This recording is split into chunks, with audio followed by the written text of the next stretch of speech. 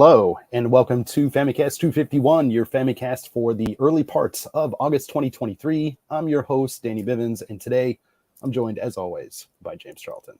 Welcome to the most extreme Nintendo podcast on the internet. God damn right it is. How you doing, man?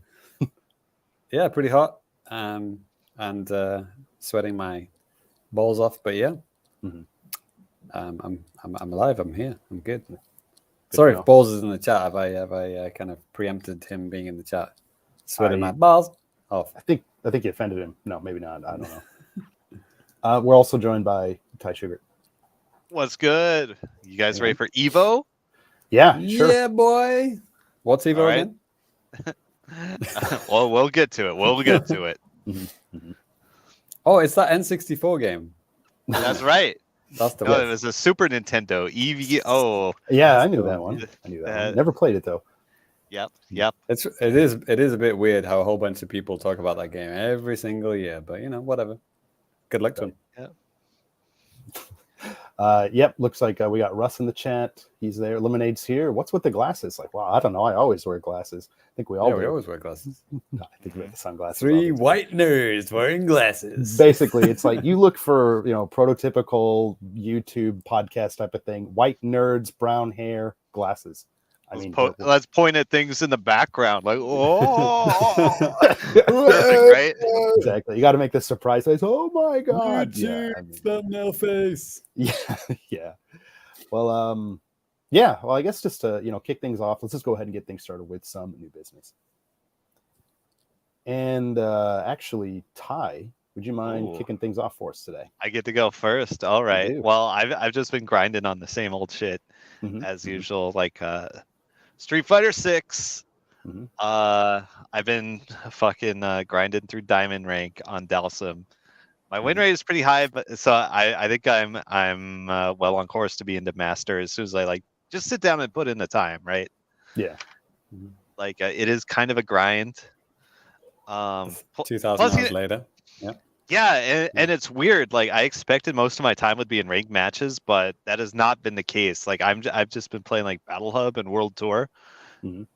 Just Battle Hub is it's like the unranked matches and stuff, and you get like daily kind of things for like unlocking colors and shit by going to the Battle Hub, and I end up just playing like long sets against people. Yeah, I know when video games have daily things to do, like let you earn stuff, that's always a very dangerous thing, isn't it? That immediately means you're going to put in like an extra 1,000 hours. Yeah, isn't it? Maybe. Yeah, I noticed I did a similar thing with oh my god, Final Fantasy Theater Rhythm Barline or whatever that came out earlier this year. Put in a lot of time just grinding, like just 5 songs a day. You get like extra points or something towards nothing. Yeah, well, but just did it for 30 minutes for like a couple of months, and that kind of boosts that play. The Famis this year, I'm probably going to update people on my Splatoon 3 playtime. And Splatoon 3 has daily things to do, and the playtime compared to Splatoon 2, it might shock 9 out of 10 boxes. It's my boy Dalsum. Look at that roundhouse. Yeah, that's long. It's like the best it's ever been in any Street Fighter. His leg is extended. That's cheating. Yeah, that's why I pick him. It's also not fair. What's really not fair is you can cancel it into a special move now. Oh, okay. So like the next frame after this, you can throw a fireball. It's pretty fucking good. I'm gonna turn off my Wi-Fi router if I play against you. Oh, guess what? I don't have to play Wi-Fi people in Street Fighter 6. Nice. Okay, when I do matchmaking, I have it set so it gives a prompt, and if it shows a Wi-Fi player, I just decline the match. Okay. And it gives me like a rush of endorphins like every time. Can someone like Danny play against only Wi-Fi people if he wants to? I guess. I mean, nice. As long as they're connected, can I tell if they're connected via like mobile, like tethering to their Xbox to their phones? No. Does it have a McDonald's logo next to the Wi-Fi? Pretty good, yeah. So that's great. I love it. Since the last episode, they did an update. They added Rashid, the new character. You might remember him from Street Fighter V, or if you didn't play Street Fighter V, good for you. He's cool though, and they updated the World Tour mode. Okay. So they kind of added more stuff at the end. Like if you might remember, there are like 2 like main open world cities. Yeah. Yeah, there's Metro City, which also has a lot of fun locations from Final Fight and like Street Fighter 3 and stuff you can see. Kind of cool, actually. Rendered in 3D. Yeah. Like yeah, if you're like super observant or you just look it up online, you'll be like, oh shit, this rooftop was in Street Fighter 3 Double Impact. Nice. Yeah. So just stuff like that is cool, and you can run into all the obscure characters from various Street Fighter universe games. That's great. Nice. Everybody loves Natsu. Sounds like a real, fan for the fans kind of game. Yeah, for sure. So Nice. a thing they added, if you're in Metro City, they have opened up like a daily tournaments against like various characters throughout the game. So it is like just a single player thing, but you can get special rewards from doing that. And there's also like just like these randomly generated tournaments you can join too. And it's really nice because you can unlock various clothing and things that you might have missed throughout the game doing missions. So that's really nice. And it's also really good if you just want to grind to the max level or grind out like your style XP, which is what you need to unlock different characters' special moves for your custom character. And yeah, just that stuff. And also like the special missions you get from the Street Fighter characters throughout the game. Yep. And if you go to the other city, Nashal, it's a fictional like kind of India/Nepal kind of place. Okay. You go there, there's a whole new set of special missions you can do there and get some fat fucking rewards. Nice. Ty, what's the most deep cut? Like, holy shit, I can't believe they put this in here. Only me and 3 other people in the world know about this. That's fucking awesome thing. Have you found? Well, in this very screenshot right here, all right, you see the graffiti like on the left side? Yeah.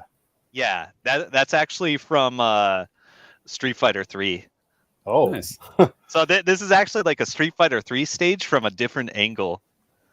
Nice. So that's one thing. One of the last missions you get in the World Tour mode is you have to go around and challenge strong fighters. And so there's like 20 or 30 characters, and they're more or less all from obscure games. And some of them are basically, I think, like Breath of Fire 2 characters. Really? Yeah, so that's a fun thing. And there's like just like obscure characters like I forget her name, but she's one of the generic enemies from Captain Commando. And, Chun-Li? No. just shit like that. Those are the deep cuts. Nice. Okay. Yeah. That's awesome. Yeah. They definitely it took them 3 games or whatever, but they definitely listened to fans, didn't they? What they wanted. Yeah. Well, if you have a really good memory, if you played Street Fighter Alpha 3 on certain platforms, I think Game it Boy was Advance. No, not that one. I don't think Game Boy Advance had they had like kind of a world tour thing. It was kind of weird, but I think you could play it co-op even. Okay.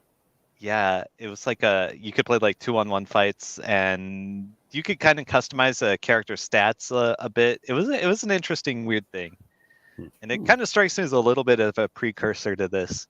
I think it was a Saturn, PlayStation, and maybe Dreamcast versions had that. Okay. Nice. So that was the thing. Well, yeah, 3D open world, boys. Oh yeah, and like wandering around, like if you just look in weird corners and shit, you can find like treasure chests. Okay. Yeah. That's rad. Yeah. So- So like I've been finding like random stuff when I just wander around. It's kind of nice.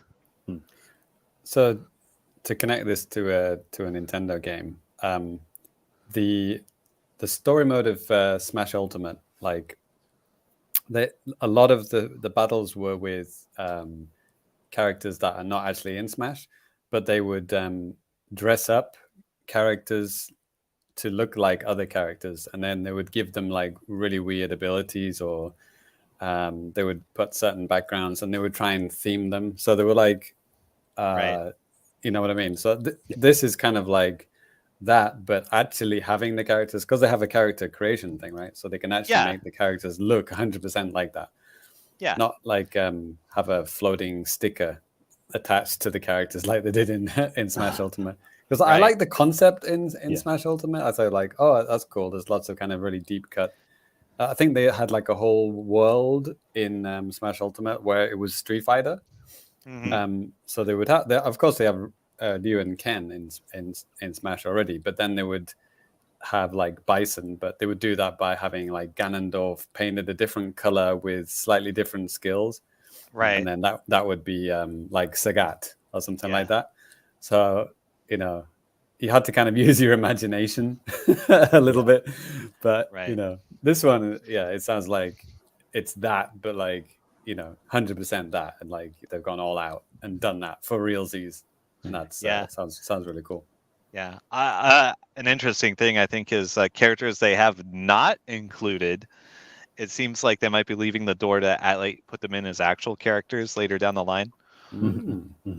Like when people used to speculate like which characters don't have Mii costumes. Oh, that means they're going to be real characters, and then in the end didn't mean shit, because like Mii characters just costumes became actual characters anyway.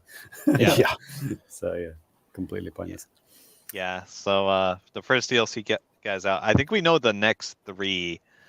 Who is it going to be? It's going to be Akuma, Ed, and new character Aki. Okay. Or AKI. I don't know. AKI man from WCW NWO Revenge. Cool. Yeah. Cool. There you go. Yep. I hope Orchard gets in there at least. Right. Makes a triumphant return. Yep. Yeah. What else? Oh yeah, and Cage from Virtua Fighter. Oh yes. The Ninja Cage. That's right. Sarah Marshall. Yeah.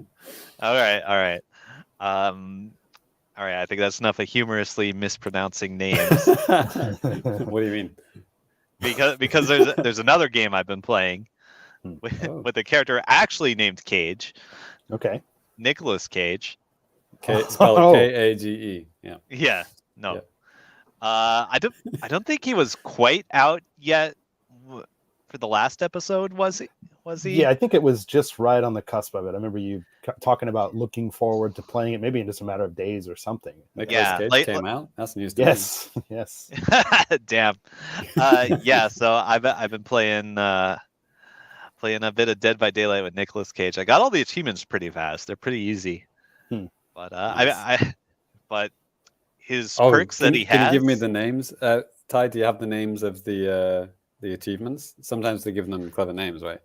Yeah. If you have that achievements list, I would love to hear some of them. If they're amusing. If they're just like boring standard ones, then don't bother. But yeah, I mean, it was put the bunny down or something. Yeah, like face.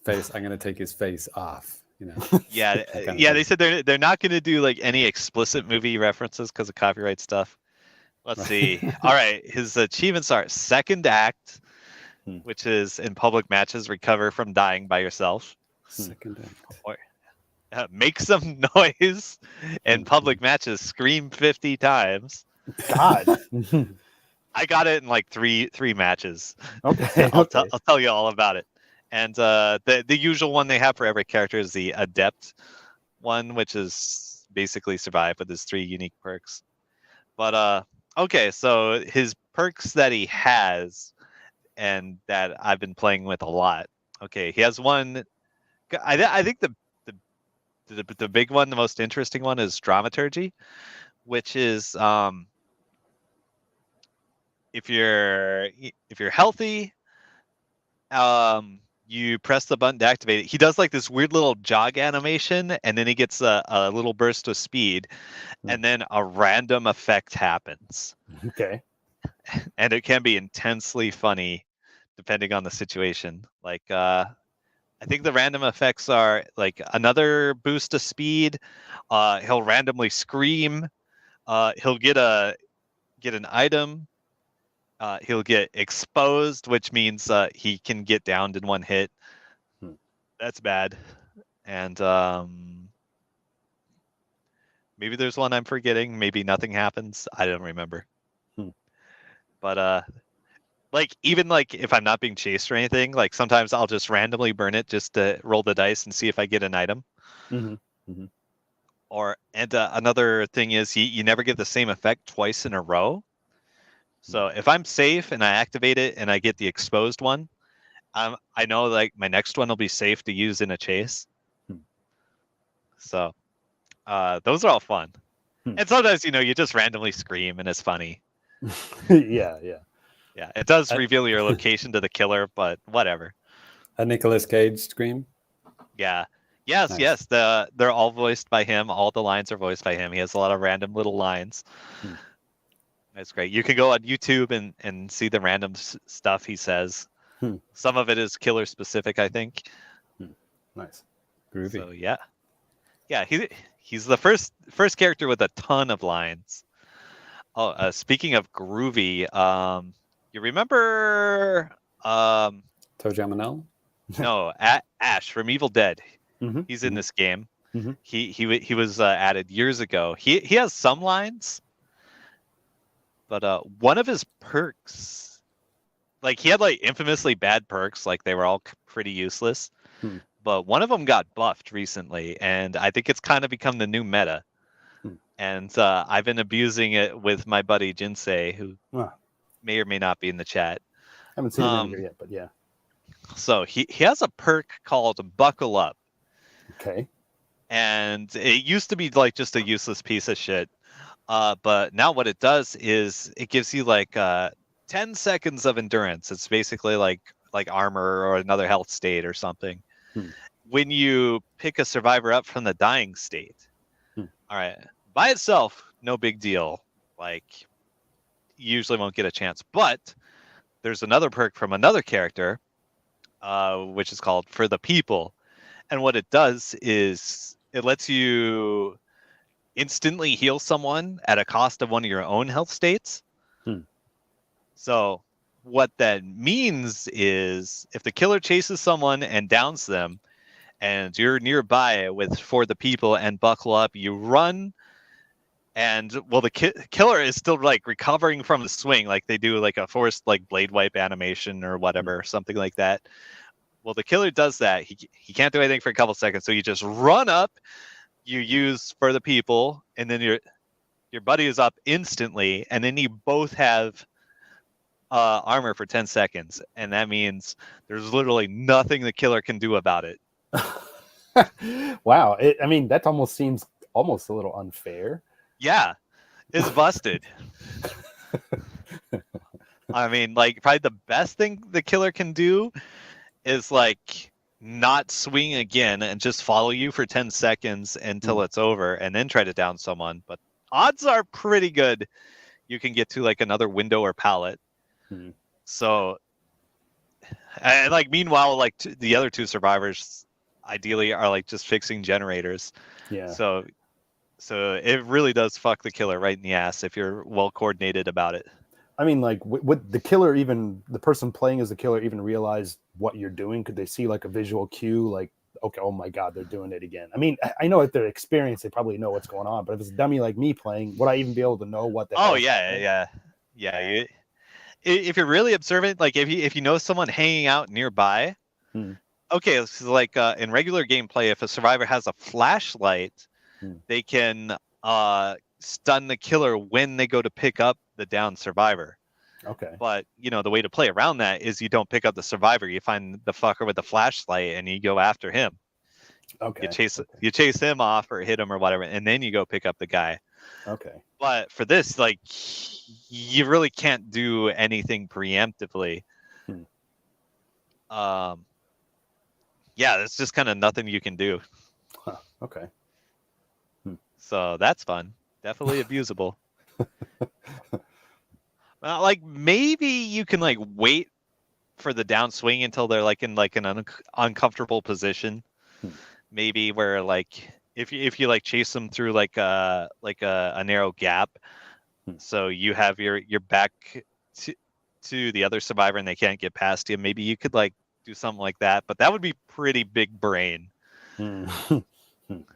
And not always possible, but that's the thing. Well, okay, so before I got sidetracked into to that nonsense, I was going to tell you about Nick Cage's other two perks. One, it's actually kind of bad, depending. It's the one where he just screams, whenever the killer comes into his terror radius, like he'll scream and it'll like reveal your location to the killer, and then it'll reveal the killer's location to you. Okay. And he has a chance to do it multiple times, which is both intensely funny and kind of useful. But like if you're somewhere where you don't want to be found, it's obviously bad. Yeah. So I mean, if you're scheming for a setup where you want the killer to chase you because you have like some really good chase perks and like second chance perks, stuff like that, that can be really good. Or if you're just trying to get the Scream 50 times achievement as fast as possible, it's really good. Yeah, I bet. Yeah. Other than that, it's just kind of silly and not that great. But his other perk is pretty good. It's definitely an odd one. It actually lets you down yourself when you're injured. Okay. But it lets you recover, and when you recover, it actually takes you all the way up to full health. Okay. And you're totally silent when you down yourself too. Okay. So if you're pretty sure the killer won't find you while you're downed, it's pretty good. Yeah, and I've noticed it has some like useful little attributes, like if you're in the deep wound state, which is it's kind of like you have to mend yourself or you'll go down. So it's kind of like a ticking time bomb or poison or something like that in like another game where you have to take care of it or you'll go down. You can just skip that and like down yourself and then recover again, which is kind of fun. Yeah. That's about it. Some people have been pairing it with a perk called Power Struggle, which means if you recovered a certain amount, you can drop a pallet on the killer while the killer is carrying you. So if you go down under a pallet and you start recovering, like the killer can't pick you up. He just has to let you go, pretty much. So that's funny. Oh, Ty, I heard about the Xenomorph from Aliens is going to be added. Yes. Is that true? Yeah, That's they had a trailer like yesterday, like 24 hours ago. It's just a teaser trailer. I couldn't believe that hadn't already been a thing. Like I was like, I swear. It has been long rumored. Right. Okay. From pretty credible sources too. So yeah, I guess that one's panning out. Yeah. So all they had was a teaser trailer. It was just all CG, but it seems to be hinting at like a new map. Oh, cool. Slimy alien one.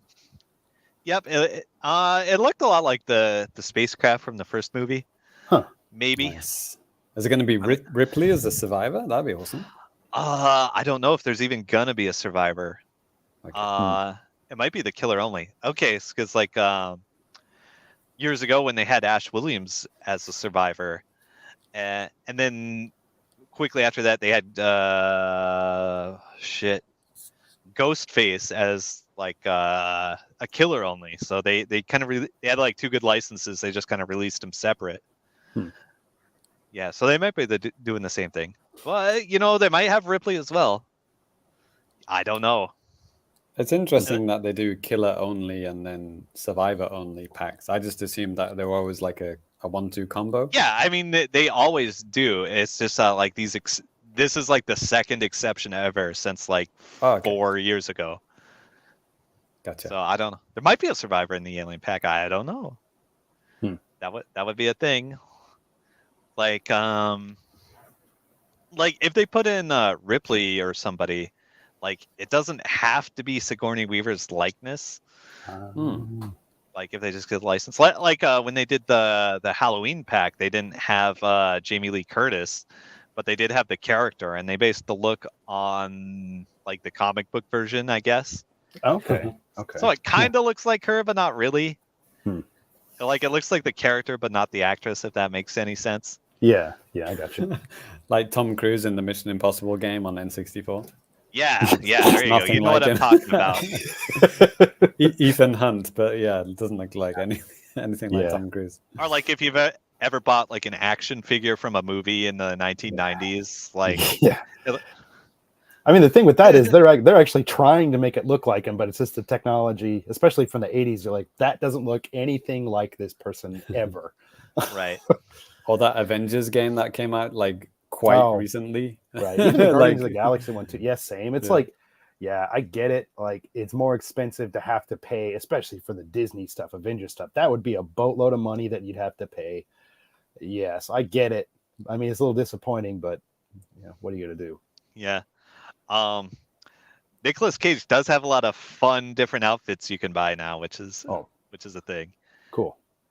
And hopefully they get even sillier. Oh yeah, if you get if you do the tome, the battle pass, basically there's another outfit for him in there already. It's kind of nice. Okay. I think that does it for DBD chat.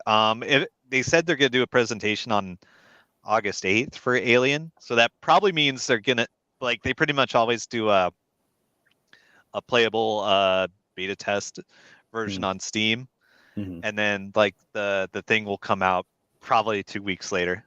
Okay.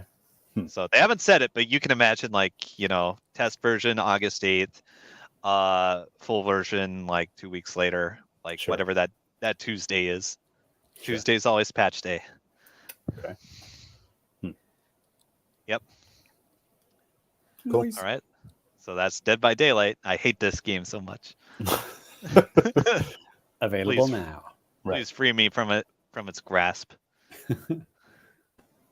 5,000 hours. Yep. Oh, like yeah, like literally. Right. I believe it. All right. So who's next? That'd be me. All right. What have you been playing? Playing the video games? I have. And are you winning, son? No, definitely not winning. I'm not playing games where you have to win or can win. Thankfully, good for me. A couple of weeks ago, we mentioned on the last episode of the show, but we did our first inaugural episode of Family Chatting with Tears of the Kingdom and stuff, and it was great fun talking. We'll talk a little bit more about that later, but that made me get back into Tears of the Kingdom just last week. Probably sunk another 10 to 15 hours in just the week because I just got on a roll with a lot of things with that. But that's not what I'm here to talk about today. I'm going to talk about a game that's a Japan only thing that if you don't follow Japanese news and stuff like that, gaming news, you wouldn't have any idea what this thing is. But this is a game called Natsu-Mon, 20th Century Summer Vacation. This came out on the Switch last Friday, and I'm going to pull up some footage right now so that you guys can see. Wow, Danny has the newest of new business. Yeah, surprise.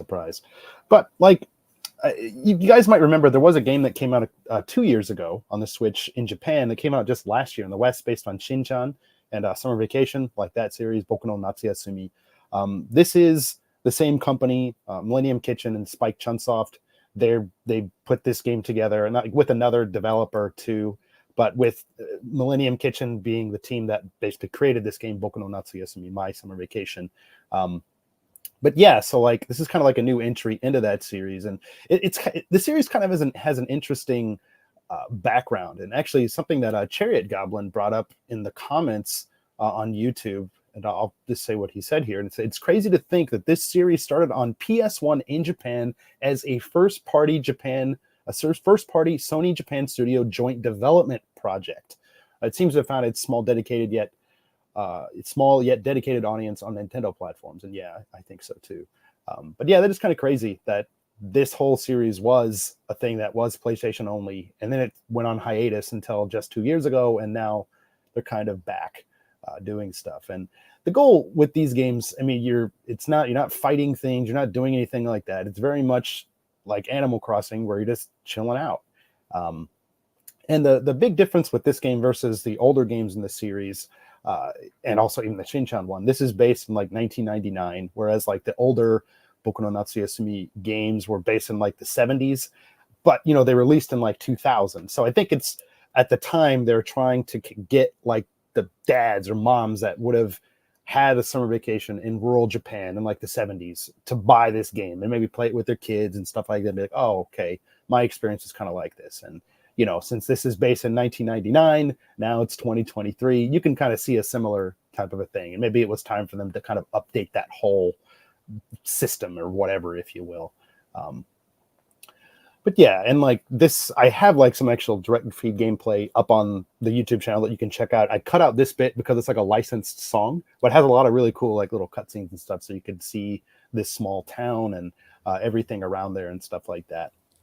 And there is the reason I haven't got to play this is because there's a free demo on the Japanese eShop. So if this is something that looks or sounds interesting, this is something that you can check out for absolutely free, which is cool.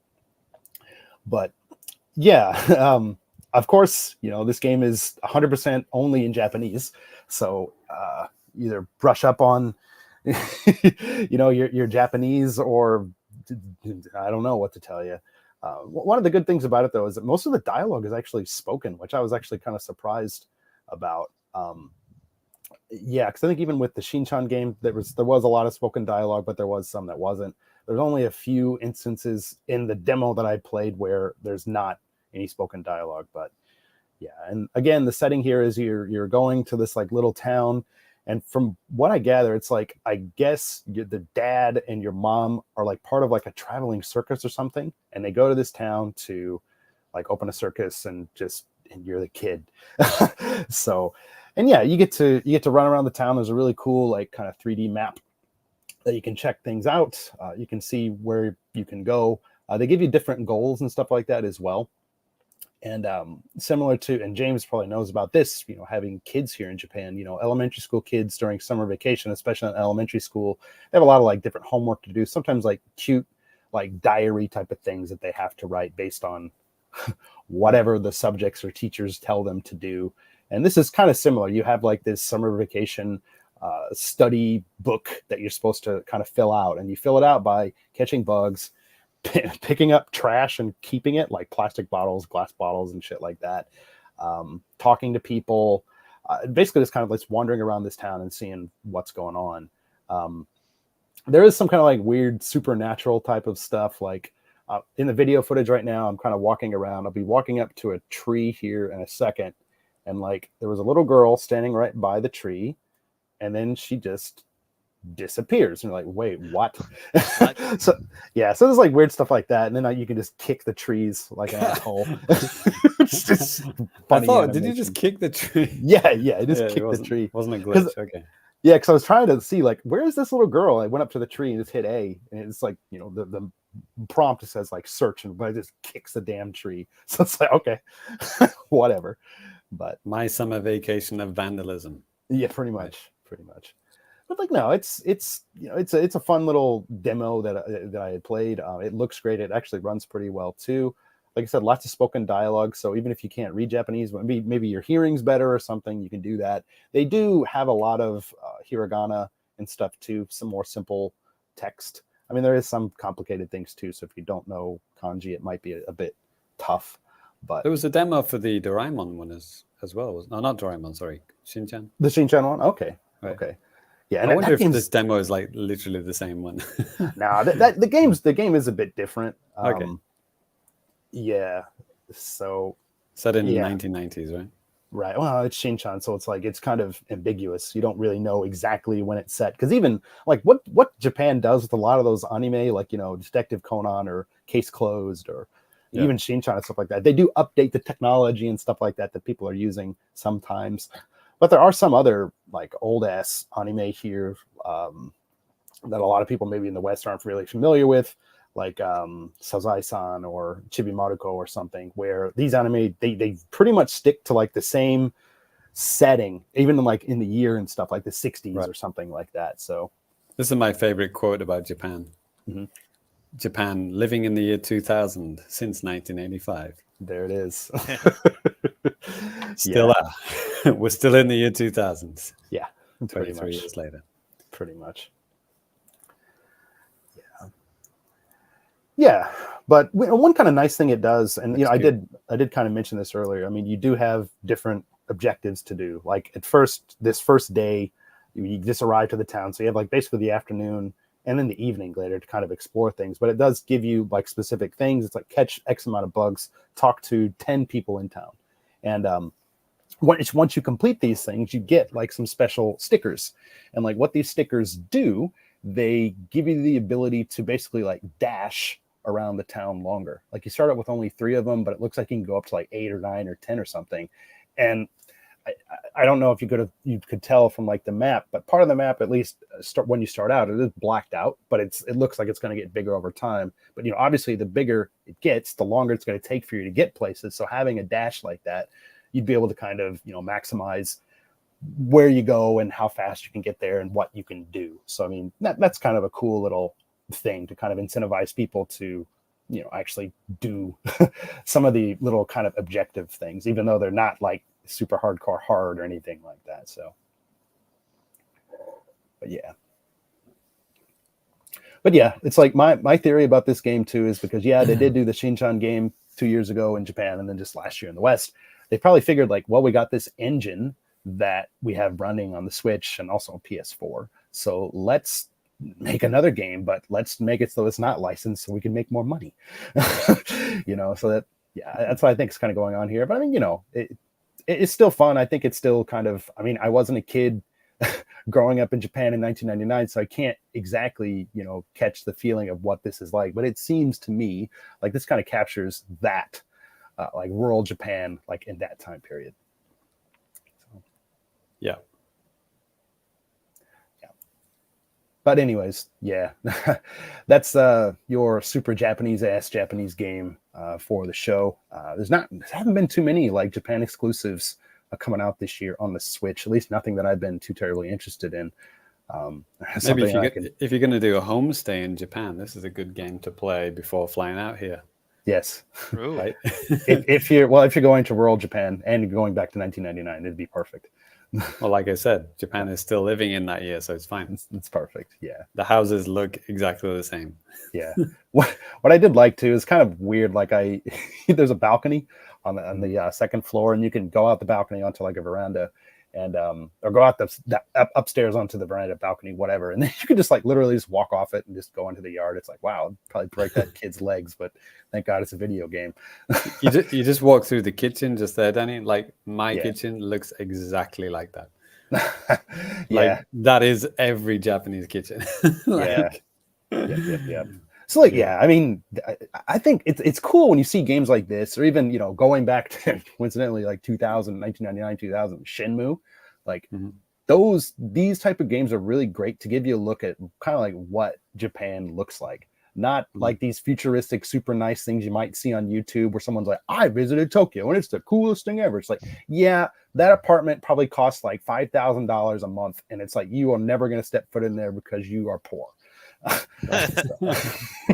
But like stuff like this is if you're coming to live in Japan, if you're coming to visiting is a little bit different, but especially if you're coming to live in Japan, like this is a good idea of maybe some of the stuff that you'd probably come across unless you're a billionaire. But right. Yeah, exactly. Lost in translation. That's like, that the hotel that they stay in. Yeah. Let's take a taxi from our hotel in middle of Tokyo all the way up to Narita Airport. It's like, no, you're not going to do that. That's literally $400. Yeah. Like nobody's going to do that. Exactly. Yeah. But anyways, I just thought this is a cool thing to, share. I know that some of you guys out there are probably interested in Japanese culture and kind of like what real Japan kind of looks like. And I think games like this give a good idea of that. You can check out the demo. It's free. We get nothing, for promoting this or anything like that. But yeah, if you have a Japanese eShop account, a Nintendo account, check it out. Fun. Yeah. Cool. All right. Well, JC, do you mind wrapping things up? Sure. So yeah, I've been obviously putting a lot more hours into Tears of the Kingdom, the game that never ends. Right. I'm actually wondering, will I be able to finish this game this year? But I've been doing pretty well on the depths. I mean, my depths map. This is not my depths map, but like it's pretty near. To this, I'm almost there. I think I've got a little bit around here that I haven't done. Okay. But like I'm pretty near. I just have a strip in the middle. That's it. Yeah, I need to go back down there. Yeah. But the cool thing I found, I think I was talking about this in I don't know if it was the last episode or the Patreon special one, but there are some areas where you can't get down there. Like there are no chasms.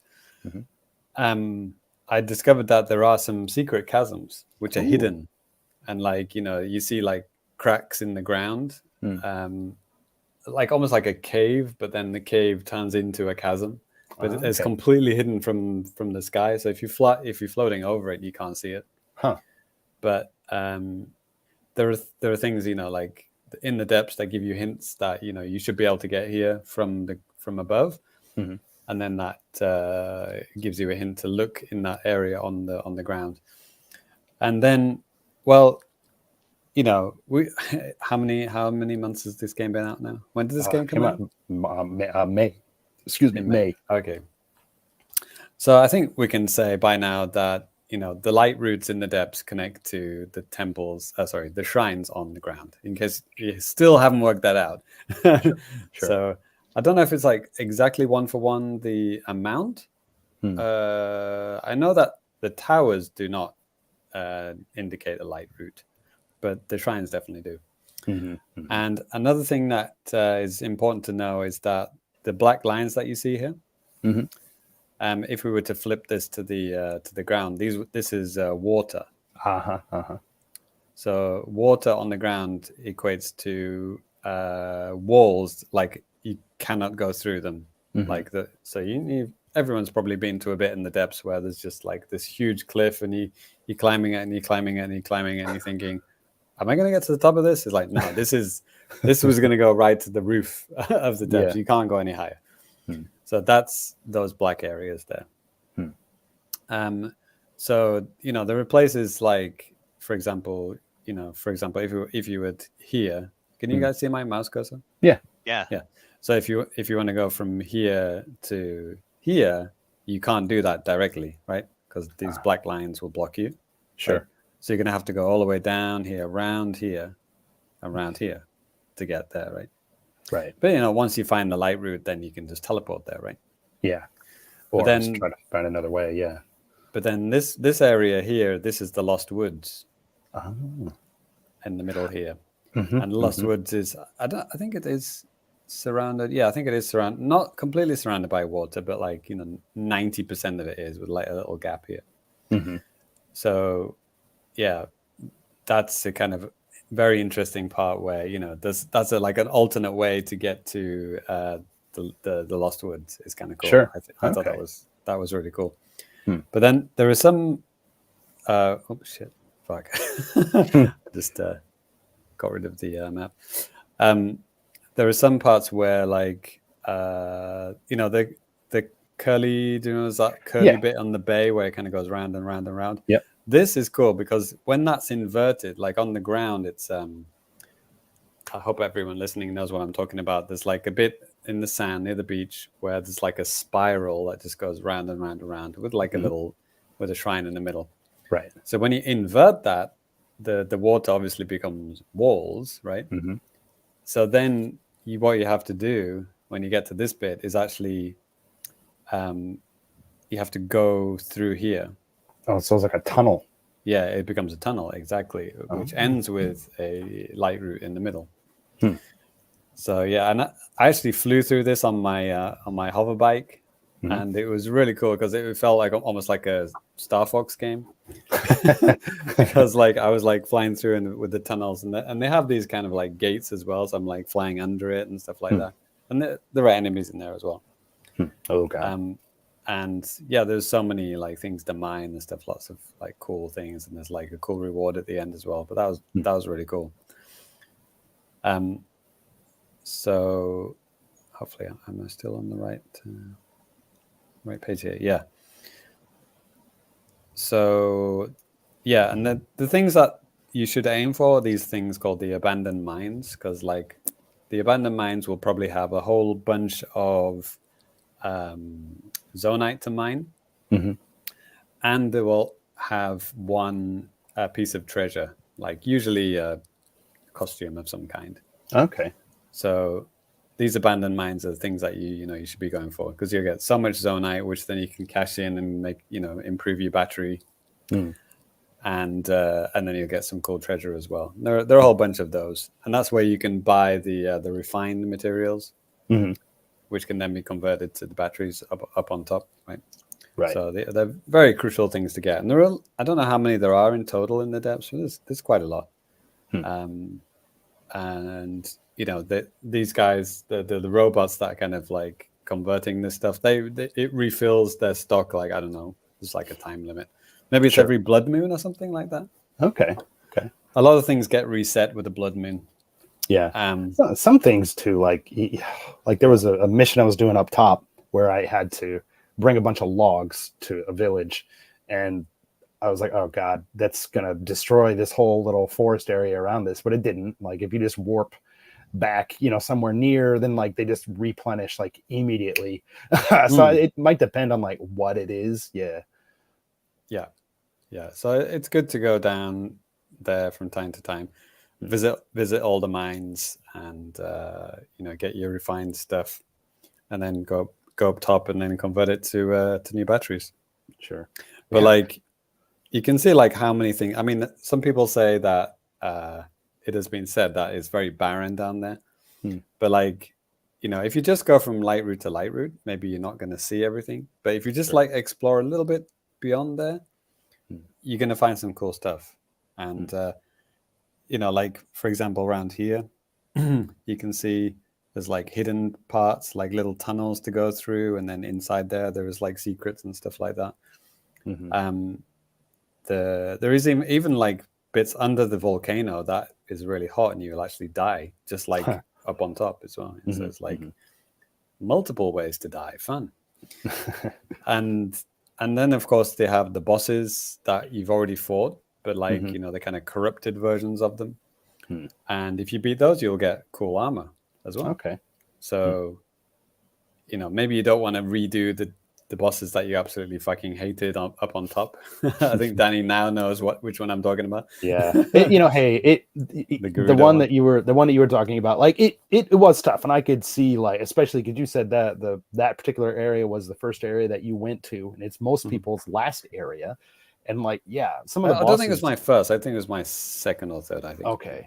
Yeah. But like even that, like some of the boss characters do a crazy amount of damage with just like regular swings, take off like 8 hearts or something like that. So like especially when you're first starting out with like 5 hearts, it's like you're just dead. So exactly. And also down here there are the Colosseums. I think that this is one here, maybe one here, maybe one here. And the Colosseums is where you I think it's called the Colosseum. Labyrinths? No, not labyrinths. Colosseum, like where you fight harder and harder enemies. Oh boy, waves upon waves of enemies on, and then when you reach the last one, then you get a prize. Probably a cool costume. So there's like so many ways to get like cool stuff. Like and the labyrinths, the ones. So their labyrinths are the mazes. Yeah. And I don't know how many there are, maybe like 4 or 5, like one in each corner or something like that, right? Okay. I'm not exactly sure, but like there's one on the ground, And then usually, I don't think it matters where you start. I'm not sure. Maybe it does, but like I usually start on the ground. Solve the maze. You get a few kind of decent rewards, and then usually it involves like finding some not keys, but like you have to touch some kind of panels, 4 panels, and then it'll say, okay, now go up in the sky. And then exactly above where you are in the sky is another labyrinth.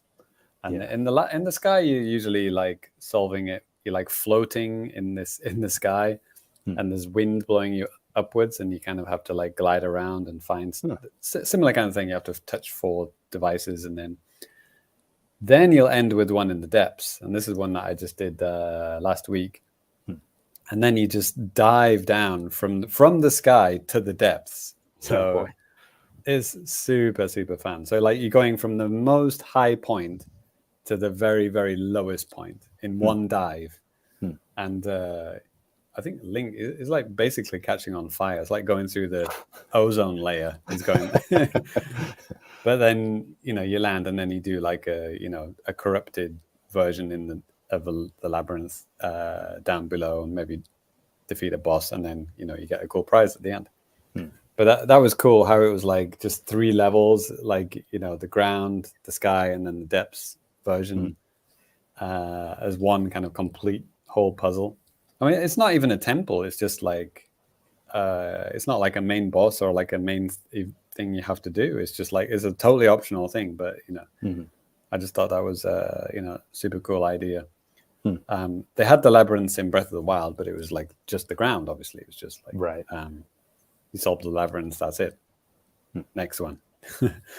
So that was a lot of fun. Really like that. So yeah, I'm just like still discovering more and more cool stuff down there. The I don't know how many temples I'm on now, actually. Not temples, shrines. I think I'm about 78, something like that. And light roots. I think I actually might have more light roots than shrines, which is bizarre. I know most people are not like that. Right. I'm the weirdo who actually likes the depths. But Limited actually said this too. He said, "Hey, I did as little as possible in the depths." And so I get it. Cheap, right? He's just a little chicken. No, me too, man. Yeah, I mean, when you first get down there, go there, it is very off-putting, but like I said, there was lots of cool stuff to see. I forgot what was good. So now I've got all of these light roots. I've got so many fucking light roots those are now pins for me to find shrines on the surface, right? Yep. So it's going to make my life easier on the surface. So you put in the work, you get cool rewards, and it makes life easier, because you're going to get more batteries, and then you can ride around on your cool devices longer. If you've been struggling through Tears of the Kingdom with one battery, and jumping on some kind of plane and then flying for like 5 seconds and then crash landing into the ground, that's not fun. You get 8 batteries. You can fly wherever the fuck you want for like a good few minutes, and not only on the ground but also in the depths as well. I recently tweeted out just a short video of me building my hover bike and flying around on it. That is just so simple, but like so much fun, and makes your life so much easier. And if you get some batteries, you can ride that bike for 4 or 5 minutes, and just get from place to place. You don't have to even land. You can go wherever you want. Yeah, that sounds nice. I mean, we talked about this on their Patreon exclusive thing, but I mean, I don't want to blow my load here or anything, but I usually just go from high place to high place just with the paraglider, and it's usually fine. But I could see, because then it's like, okay, I have to get to a high place, and then you just kind of take it from there. But I could see definitely how having more batteries and stuff would just make things so much easier, because you could just start from wherever and then just go. So it is actually James. So like just over the past week, like I said, I had played quite a bit of the game, but I'm on the surface, And I finally got all of the tears that were the dragon's tears that were in the the memories things, the memory tears and stuff like that. I got all of those. Wasn't that hard. I mean, wow. It's like, I know where some of these things are, and it's like, okay, I don't know where that one is. It's like, okay, there it is. Fine. Look at our guide and see where it is, and then just do it. But yeah, I mean, I got one more because really? when we talked about it on the Patreon thing, so it was like in my mind, I was like, oh, there's one of those hieroglyphs. I guess I'll go down there and check it out. Yep. And discover the bit where it says examine. And then that's it. It's basically find the spot where you have to examine. Yeah, some of the one of them I had a really hard time. Cutscene. Literally walking around this stupid thing for 20 minutes. Like, where is this stupid thing? And then I came across it finally. But yeah, and listen to Princess Zelda crying for a 5-minute cutscene. It's like, fucking hell, shut up. It was actually me. But yeah, yeah. So yeah, I don't know how many hours I'm into now. I would guess maybe 120, maybe more. Yeah, something like that. I just crossed 100 myself just over the past couple of days. Nice. So yeah, and then just a few other little things. So we're reaching the end of the semester at my school, and so we're playing a lot of kind of game party, game tournament kind of things. Today we had some Mario Kart and Smash. Oh, and Splatoon 3 local play as well. That was fun actually. I don't think I've talked about that before. I've done that before, but four of them had Splatoon 3.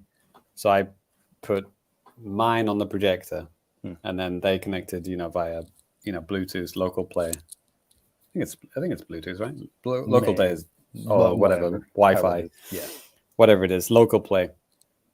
So, and we were playing Salmon Run, because you can do any mode you want. Local play, you can do Turf War, you can do Ranked, you can do all the special modes, you can do anything you want.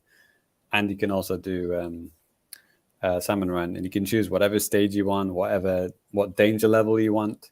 So you can do super hard, 200% danger, where there's a boss salmon incoming every 3 seconds, or you can just put it down to 5% and just have one boss every 3 minutes, really, really super easy. There's some people who've never played Salmon Run before, so we put it down and played some fun games. But to seeing it on the big screen was super cool. Yeah. For Smash, I got my ass handed to me this year. There's a guy who's really good at Pikachu, and he destroyed us all. That was fun. But when we played Mario Kart, nobody had the expansion pass. Oh, really? Nobody. Everyone had the online pass because they all play Splatoon 3, obviously. Yeah. But so they have the standard online pass, right? Yeah. But nobody had the expansion pass, and nobody seemed to buy the DLC. We don't know the numbers on that DLC, do we? I don't know if Nintendo ever published the sales data for that DLC. They're pretty tight-lipped when it comes to sales for individual pieces of DLC online and stuff. They give a broad picture, our online, or whatever. It's a very broad number, right? Because we know that Mario Kart sold 50 trillion copies, but they don't mention how many people bought the DLC or how many people are members of the expansion pass. And just as my, just from my own research in asking my students who all have Switches, and a lot of them had Mario Kart, no one had played any of the new courses. Sure. But they were really fascinated by it because we just finished a project at school talking about various countries and stuff like that. So somebody done one on Vietnam and Holland, Viet, and one on the US, and all of those countries were represented by tracks in Mario Kart. So that was really cool because they'd done research on these countries, and then we're playing on these stages, and then they were recognizing landmarks and stuff from the Mario Kart stage. So that was really, really weird. It was I wasn't like trying to have like a geography lesson with them and stuff, but like they're like, oh, cool, yeah, like they got like whatever, like Bangkok, like let's check that out, and they're like recognizing like places in the track. So that was really weird, and they'd never played these stages before. Like I said, no one had the expansion pass, so it was all new to them as well. So yeah, that was a really kind of interesting experience, kind of accidentally educational Mario Kart there.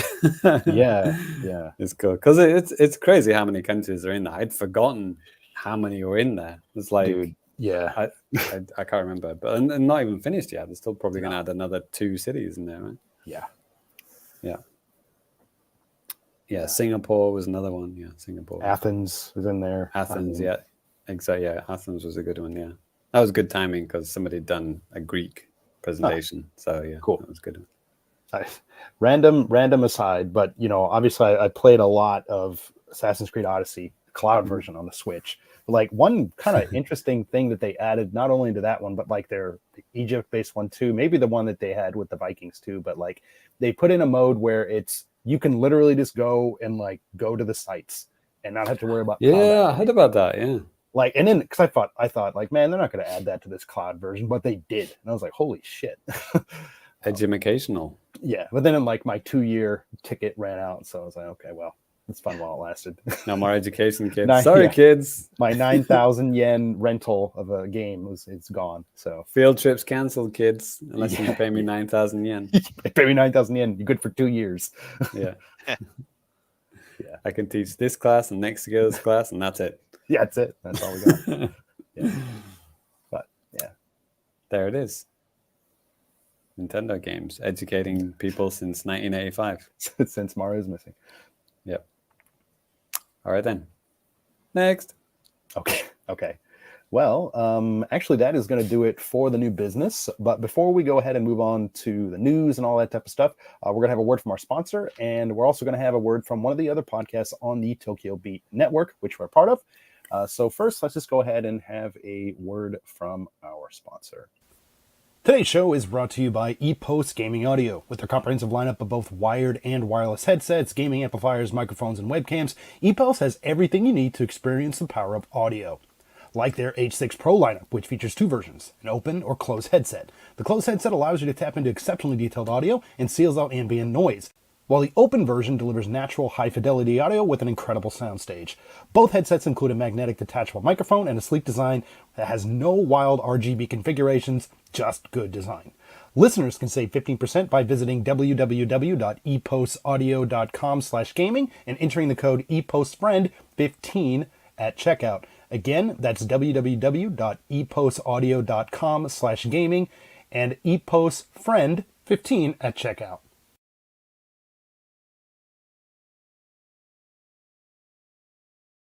All right, and now a word from one of the other shows on the Tokyo Beat Podcast Network. In today's age, you need a podcast you can trust. That's why you need Hair of the Dogcast. Entertaining and well-informed discussions on both video games and beer. Meet our local podcast team. Dylan. I'm out here on the street, Brad, and everyone's clamoring for better podcasts. Our new rookie correspondent, Tyler. I play The Witcher. And I'm Brad, and I'm slowly learning to hate myself and video games. And Dylan's reporting to us live from Kingdom Hearts 3. There's a lot of Frozen here. Too much Frozen. Hair of the Dogcast is a podcast you can trust. On your favorite podcast app every Wednesday, or whenever I decide to post it. Only on the Tokyo Beat Podcast Network. Every Wednesday, eh? Good luck to him. That's a lot of work. Can be. Speak from experience. And now playing at the Famicast.com. Lots of stuff going up on the website, some stuff going up on YouTube, and a couple of things that are coming up for patrons. James, do you want to talk about what we just did? We kind of been mentioning it throughout the episode, but maybe just as a refresher. It's Famichatting, episode 1. No more tears. In this podcast, Danny Bivens, featured on this podcast, and James Charlton, talked to 2 patrons, Rich and Balls, about Zelda, Tears of the Kingdom, a game available for Nintendo Switch. Yeah, it's just kind of like our podcast where we talk to the audience. Oh God, and we have a great time. We've got a shit ton of ideas for episode 2, which is very exciting, which hasn't been decided yet. But what we do is in our Discord, which is free and available to all. We talk in our special secret channel, which is only available to patrons, about what they want to talk about on the next podcast. So if there are any patrons listening who haven't jumped in to the discussion on Discord, get in there. So yeah, it should be interesting. But yeah, the first episode was a lot of fun. Yeah. And it was great to hear, you guys, Rich and Balls, talk about their experiences with Zelda. Me and Danny didn't have to talk too much. Right. Because, we talk about on the regular show. So it's cool. It's like a regular podcast, but with just talking to our buddies, our Patreon buds. It's good times. So yeah. The Famicrew will change each time, depending on the topic. Yeah. So yeah, it should be fun. The next one will be as fun as the first one was, guaranteed. Guaranteed. Yeah. And of course, just to show, we do have a patron. If you want to have access to this and many other episodes of stuff that we do, it's $3. And then you can have access to all this stuff. Any support you guys can do, that's great. If you can't, that's fine. Even just watching the show, listening to the show, however you consume the episode, that's fine too. Yeah. But one other thing that's coming up for the patrons as well. Initially, I thought we should do this or could do this on August 5th. That is Famicast Game Night. We are going to be moving that to August 19th, I believe. Yes, August 19th, Saturday, August 19th. Mark your calendars. Patrons, if you guys can come, great. Let us know in the Discord, and we're going to get things set up for that. So looking forward to that. And yeah, lots of stuff on the website, some stuff talking about what we're going to be talking about today in the JAPANews. But yeah, if you ever just want just a good look at stuff that's going on in the world of Japan and gaming and stuff like that, check out the website, famicast.com. Lots of cool stuff. There's a really cool photo gallery I did of the Pokemon or the Pikmin for exclusive food and merch and all that type of stuff. There's a video version of that as well on the YouTube channel. Again, like I mentioned earlier, there's a video of the Natsu-Mon, the game that I talked about today. You can see that like in its entirety. You see all the Game Boy box art and stuff like that as well. Famicast Friday wraps up everything that we do throughout the week. Yeah, lots and lots of stuff. So be sure to check it out. That's right. True. Yeah. Good luck to the subtitling algorithm.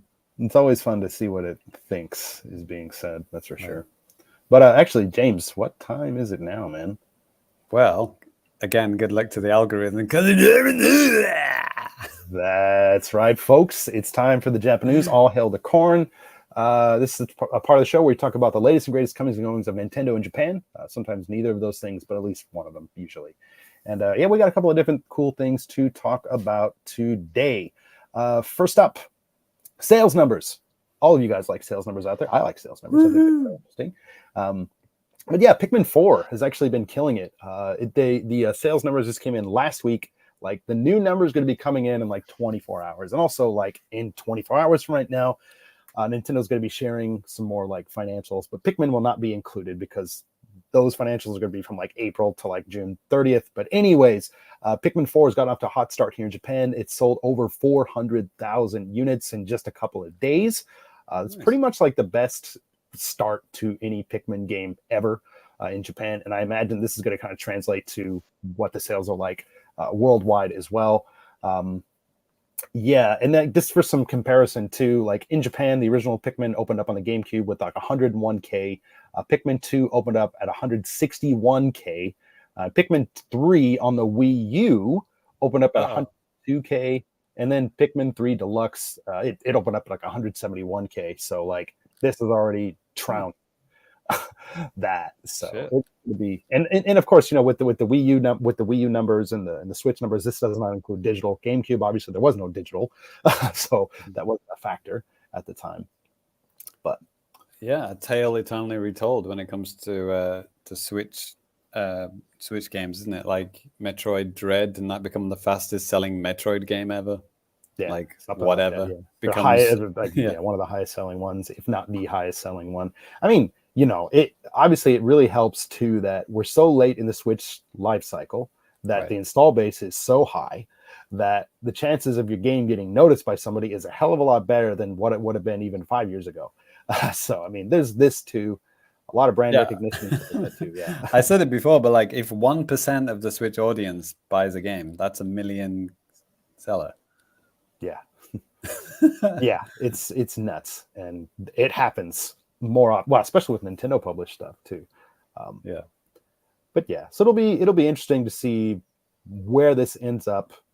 Like I said, Nintendo is on August 3rd. They are sharing some information about their financials, but we'll have something about that up on our website to check that out. But Pikmin will not be included in that. It's just not within the time frame. So we're not going to realistically get numbers unless Nintendo does like some kind of separate PR thing, or we might just have to wait until November or so when they'll reveal like the first half of this fiscal year's numbers and stuff. So, but yeah, anyway, cool. Good for Pikmin. I mean, it seems like one of those kind of IPs from Nintendo that's always kind of been on the cusp. Nintendo seems like they've always wanted the series to kind of blow up, but it just hasn't. Yeah. So I forgot too. Like, did you dig Pikmin on GameCube back in the day? Yeah, it was fun. Okay. Yeah.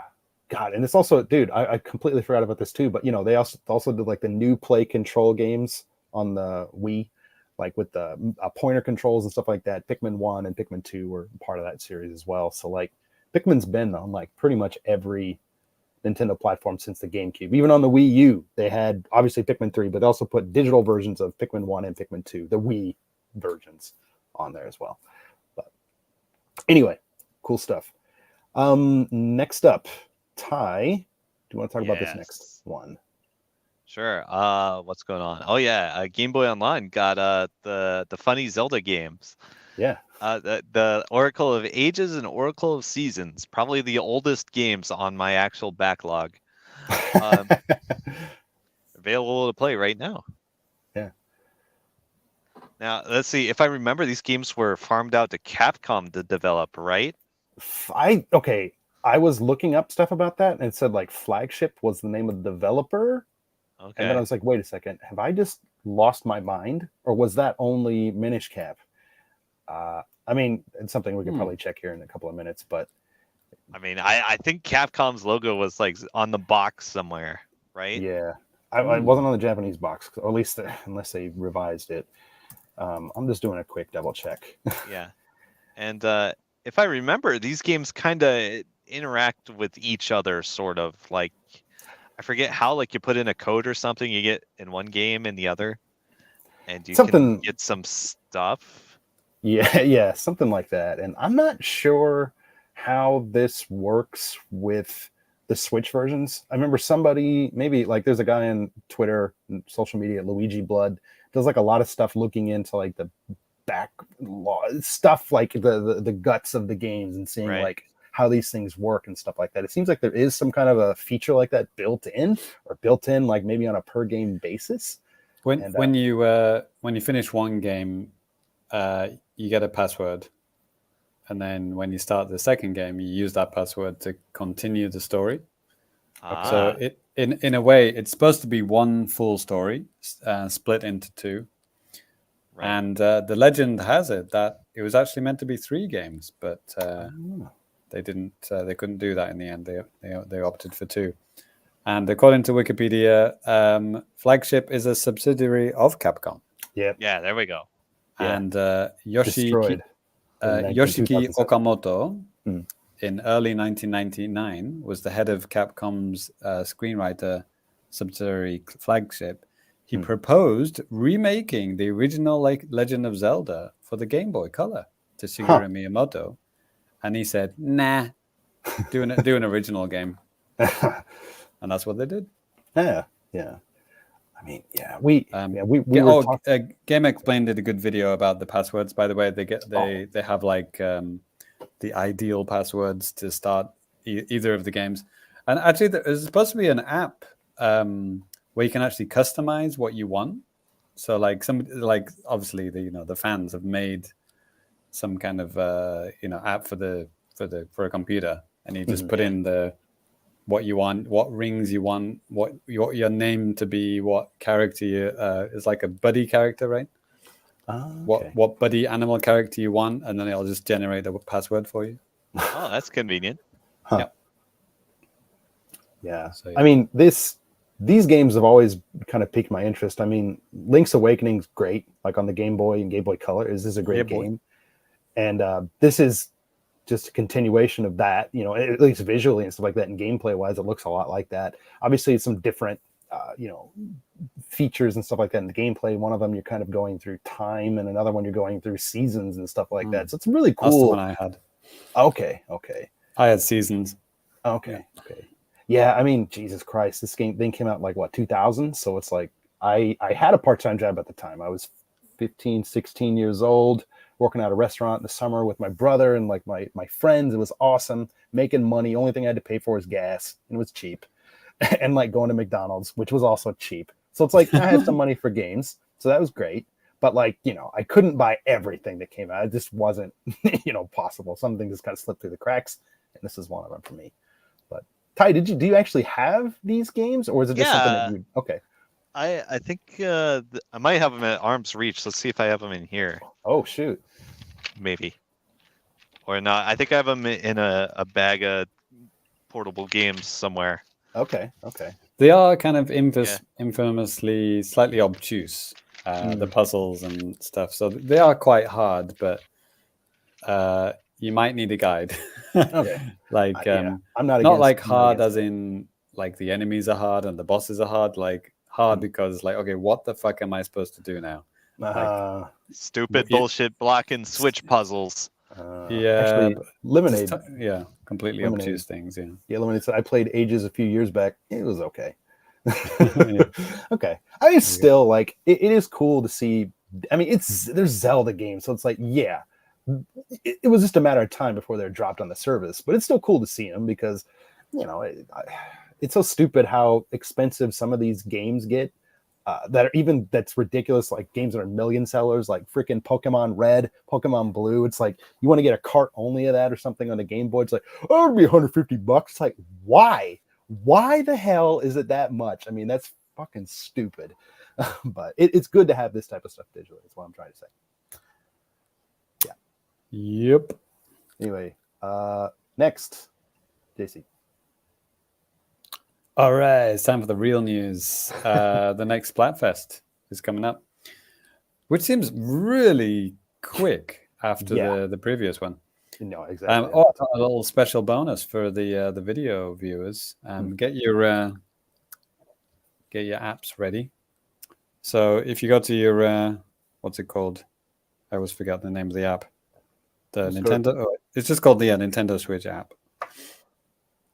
And then you go to your Splatoon 3 section, and then there's a QR code in the bottom left. Bottom left. There's a QR code scanner. Click that, and then scan this QR code, and you'll get a free banner, like a title in the game. So again, oh my God, what's the name of that stupid app? Nintendo Switch Online app? It's the red. Yeah, it's got the Switch logo in the middle. Online, it says, yeah. Okay. It's Switch Online app. It's the one where you can select the different games like Splatoon 2, Splatoon 3, Smash. I haven't used that for that one. I think a lot of people are probably in the same boat. Jesus Christ. Okay, but still. This is what the Splatoon 3 version page of that app that's cool. looks like. So I wish they would do that for more games. Yeah. That's the QR code scanner at the bottom there. Huh. Okay. Yeah. the games that they've added to this is like not very many. Yeah. They've got Splatoon 3, 2. What else? Animal Crossing, Smash. 4 games. 4 games. Painful. It tells you who your friends are online. Yeah. Which was actually I remember a fan actually programmed their own app for Splatoon 1 which told you what stages were coming up. Okay. Because Nintendo didn't do that. Like a fan literally made it. Like, because it was obviously the Wii U was using some just regular standard internet protocols, like web-based thing. Yeah. So they could easily like not hack it, but like, share, decipher the code and like make the code be displayed on other devices. So it was just like a web app basically. And I used the shit out of that app on the Wii U. I could tell, when friends were playing. It's like, oh, cool. Matt Walker's playing Splatoon. Let's go. Or one of my long-time Splatoon buddies, Top Hulk, TOPOLK. I'll talk about him at the end of the show. You'll see why. But anyway, we are talking about the newest Splatfest, which has been decided to be August 12th to 14th. And the teams are, what's the most important in life? Money, fame, or love? Team selection opens on in a couple of days, August 4th at 5 o'clock here in Japan. Yeah. And obviously look at your local Nintendo or Splatoon accounts or whatever to find out the exact time for your location. And the game actually deciphers the time zone automatically. Yeah. So just go in the app when they start setting up for the Splatfest. I did play in the last one, by the way. Jesus Christ, what the hell was it? The ice cream one? Right? Yeah, I played in the ice cream one. Yeah, just briefly, and got second place. Oh yeah, I did talk about that. Yeah. So with this one, for Japan, I'm gonna guess money is gonna be the top one. The last, because they did a similar one. Yeah, this is like a sequel because in Splatoon 1 or 2, I can't remember. Like they had money or love. 2. Yeah. Was it money and love? Right. Money and love. Yeah. Exactly. Yeah. They added fame for this one. Yeah, it was close, but love actually won on that one. What? Yeah, you would think it wouldn't. Yeah. Well done. But it did. Yeah. Good job, Japan. Exactly. So let's see what happens this time. Yeah, I'm going to go for Team Love. Yeah. See how we do. Team Money, I don't have any. How many? I'll be an outsider looking in. How many budding Hikakin YouTubers are going to choose Fame? We'll see. Exactly. Lemonade brings up a good point too, and I wrote up a story on the website. You guys can check this out. If you just checked out social media, you've probably seen this too. But yeah, Lemonade says like also in Splatoon news, Splatoon 1 is coming back online tomorrow. Not only Splatoon 1, but Mario Kart 8 on the Wii U is also coming back online tomorrow. Basically since like March 3rd, Nintendo has been working on to like fix some kind of bugs or just some kind of like vulnerabilities or something like that with the online. So, and they got it fixed and it's all set and ready to go tomorrow. They also did say if there are any other problems in the future, the online is done. They're not going to fix it. It's like this is the last fix. So, yeah. Huh. Wow, Mario Kart, eh? Mario Kart 8, the first version of it came out in what, 2013? 13, 14? Geez. Yeah. It's not 10 years old, is it? It's no, almost I think 10 it was, years old? Almost. It might have been. Oh my God. I thought it was 14. But regardless, I mean, wow. Yeah. What's the longest, most updated game ever? World of Warcraft or something like that? Maybe Ultima Online. Ooh. Still getting updates? I don't know if it's getting updates, but like the live service still exists. Wow. Okay. Well, I guess technically Mario Kart 8 and Mario Kart 8 Deluxe are different games because the DLC doesn't work on Mario Kart 8 on the Wii U, right? Exactly. So they are technically different games, but yeah. Yeah.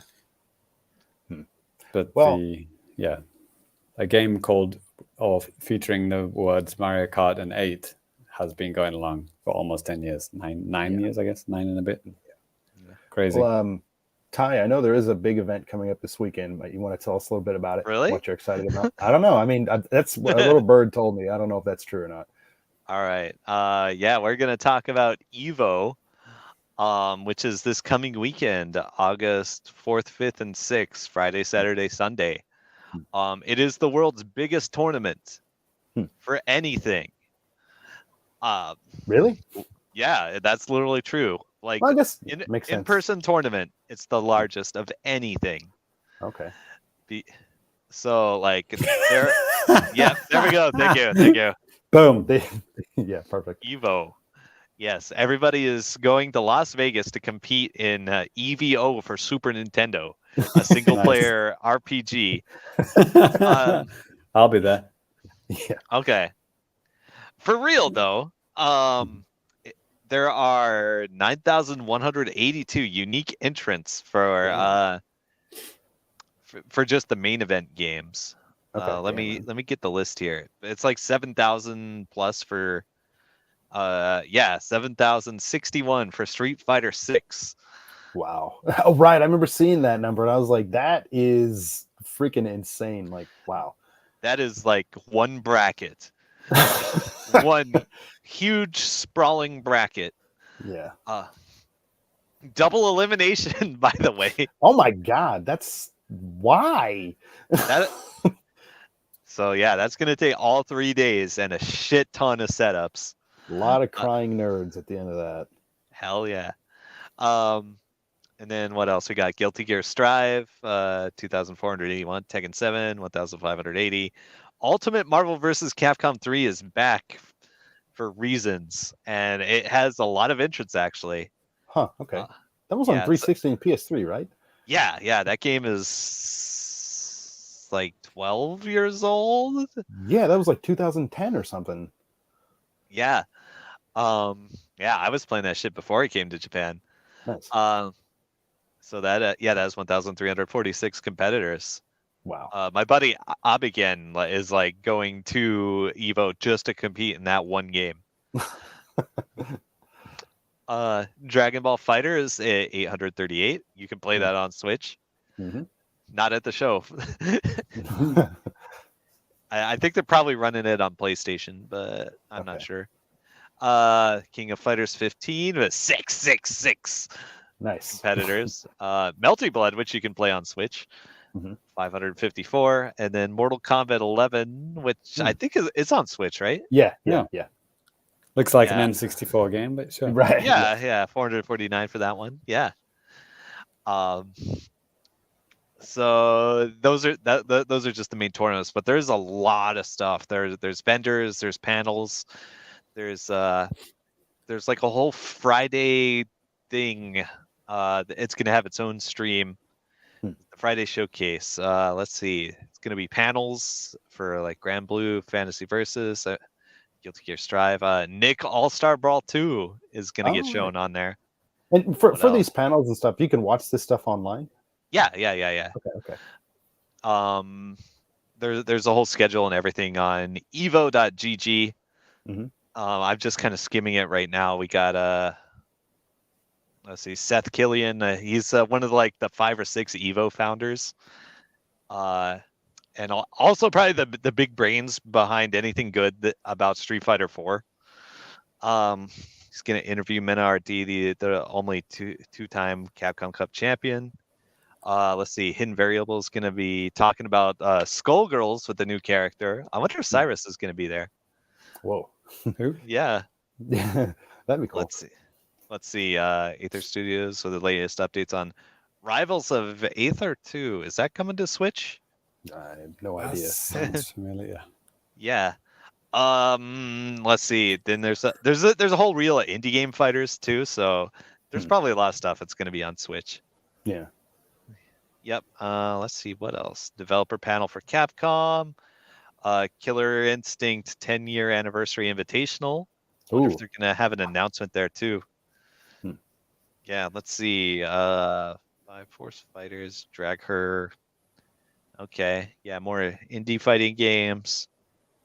A Mortal Kombat 11 thing. They might show some new characters. Okay. Yep. That's the stuff we know about so far. There's probably going to be surprise announcements, especially on Sunday, maybe late Saturday and Sunday. They're going to be doing, I believe they're going to do grand finals for different games throughout the weekend. It's like the smaller ones will probably wrap up like on Saturday, and then like the big ones will wrap up on Sunday. Okay. So if there's like relevant announcements, it's usually like right before or right after like top 8 or top 6 or grand finals or whatever. Okay. Just in and around. Sure. Yep. So stay tuned. Cool. I'll be at home watching. I might be doing my own voice chat commentary. We'll see. Yeah. Nice. Cool. All right. Well, I think that's gonna do it for the news today. And JC, D, you hear that? Yes, indeedy. It is time for the Fukubukuro Fabulousness. If you're new to the show, hello.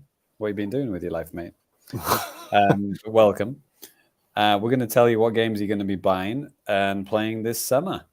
How exciting. But don't worry, it's not going to cost you too much. Probably somewhere in the region of $10. This doesn't sound too bad, does it?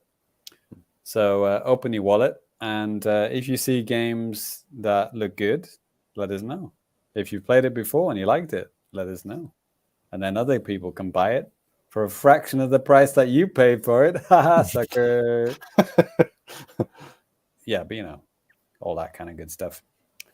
So I don't know, do we have any certain requests today? I like getting requests, actually. It's kind of it's nice to customize it for what people want. Ty, let's do maybe a little Evo thing. So like name me some fighting games, Ty. That are on Switch? Yeah, if they are on Switch, and then if they're on sale. All right. Yeah. Okay. Well, if there's not like a genre tab you can hit, there probably will be sales all Evo weekend on every platform. Just FYI. Right. I don't know. See if there's a sale for. There is a fighting game genre. Yeah. One actually. I wonder if it has beat 'em ups and wrestling and stuff just integrated for no reason. Probably it's usually how that goes. Sure. Okay. Let's have well, there are a whole bunch of fighting games. Let's see which ones are on sale and which ones are good. Ty can give us his recommendations, innit? Hell yeah, let's go. Ty is the fighting game man. So, oh my god. Well, there's not that many fighting games actually. Yeah. Surprisingly, there's not that many fighting games on Switch. Nickelodeon All-Star Brawl. That's getting a sequel. I saw a trailer for that. Yeah. That's exciting. It's gonna be on the Evo thing. Yeah. On Friday. Yeah. Oh, nice. Well, there's a All-Star Universe pack season pass for $3, but I guess you have to have the base game. Right. Yeah. I don't even know who are these characters. Oh, that's Rocco? Doug, is it? That's Rocco. That's Rocco. Rocco's Modern Life, right? That's the dad from Jimmy Neutron. Okay. Jimmy Neutron, right? And this I don't know this robot girl. I don't know. Oh, that's Teenage Robot. Are you classic. serious? Yeah. Okay. I mean, she has a name. I forget what it is, but okay. I have no idea. There's some fun deep lore to jump into there. Yeah, this Fight Dragons. Have you heard of this? Is it 8 Dragons or Fight Dragons? 8 Dragons. Okay. Bad fun. Have you heard of this one, Ty? Nope. Okay. Let's have a look. Well, it says it's a fighting game. Oh, it's a beat 'em up. That's more like a scrolling beat 'em up. But sure. Oh yeah, it is a scrolling beat 'em up. Okay, yeah, it's like retro style. Looks like does look familiar. But yeah, CO2 filter on there. Cool. Yeah, CO2 filter. Budget beat 'em up game. Yep. Also on every platform. Every platform. It's $2 right now, but I don't know what's the Metacritic score. It doesn't have one. Yep. That's not a good sign. Mostly positive on Steam. 18 reviews. Okay. Even out in Japan. Wow. Nice. There you go. Mostly positive. 8 Dragons. $2. Available usually $8. Probably because they're 8 dragons. No, it looks like it's styled after a very specific NES game that I can't quite remember the name of. Yeah, I know what you mean. Okay. Next. Wow, there's a Zorro game. I didn't even know there was. I don't know any of these. I have seen that Zorro game on so many things. I don't even know why, but I don't even know what it is. It's the lowest price ever, Danny. So if you want to get in on it, let's have a look. Let's check it out. Perfect. It's $10 right now, $10.49. And is it actually a fighting game or is it a scrolling? Oh, okay. It's more like a 3D adventure action game, isn't it? Yeah. Huh. I Zorro. don't really know. Okay. Oh, it does have some fighting game kind of like side view fighting game elements to it, but it looks like it's mostly a 3D action Yeah, it game. looks like an assassin. It looks like Assassin's Creed. Like I'm looking at video. Exactly. Oh, okay. For kids, made in Unity. Yep. Yeah. Danny, does Okay, that pique your interest, Zorro? No. Okay. No. Show me a fighting game, please. Right. Let's see. God of Rock. You guys all got codes for that game. Oh, right. I downloaded it. I have it. Yeah, it's a music game, but with fighting game elements. Nice. I love this guy. Yeah. Elvis with a gold plate on his chest. Yeah, it kind of kicks ass. And not just saying that because my friend runs PR for this company. But gosh, I sure do love Modus Games and all the games they release. How much is that right now? It's $27 right now, 10% off. Yeah, so it's probably like the first sale it's ever had because it's only been out. It's been out since April. Yeah. Yes. Cool It game. doesn't say lowest price ever, but it does say 10% off. Yeah. Yeah, available on Switch and everything. Yep. There it is. Cobra Kai 2, Dojo's Rising. That's that Karate Kid TV show, isn't it? Yeah. That was a YouTube exclusive, and then it was on Netflix, and right. I don't know. Yep. Oh my God, there's some glowing cobras, special powers. Yeah, just like the movie. Exactly. Okay. These are all bullshit. These are all bull shots, I call them. These are not Cutscenes real and stuff. screenshots, right? Yeah, or just cutscenes or very something carefully curated screenshots. Yeah. Right. I'm Fight looking of at some Animals. game footage. There's Fight of Animals. That game slaps. There we go. This is some real shit. Nice. Let's go. Okay. That's a Shiba Inu punching a guy. Yeah. These are all meme animals in a one-on-one fighting game. These are very Japanese memes, but you might remember some of these animals from funny pictures you've seen on the internet. They're all real. Like Strong Shiba is one. This game has one of the.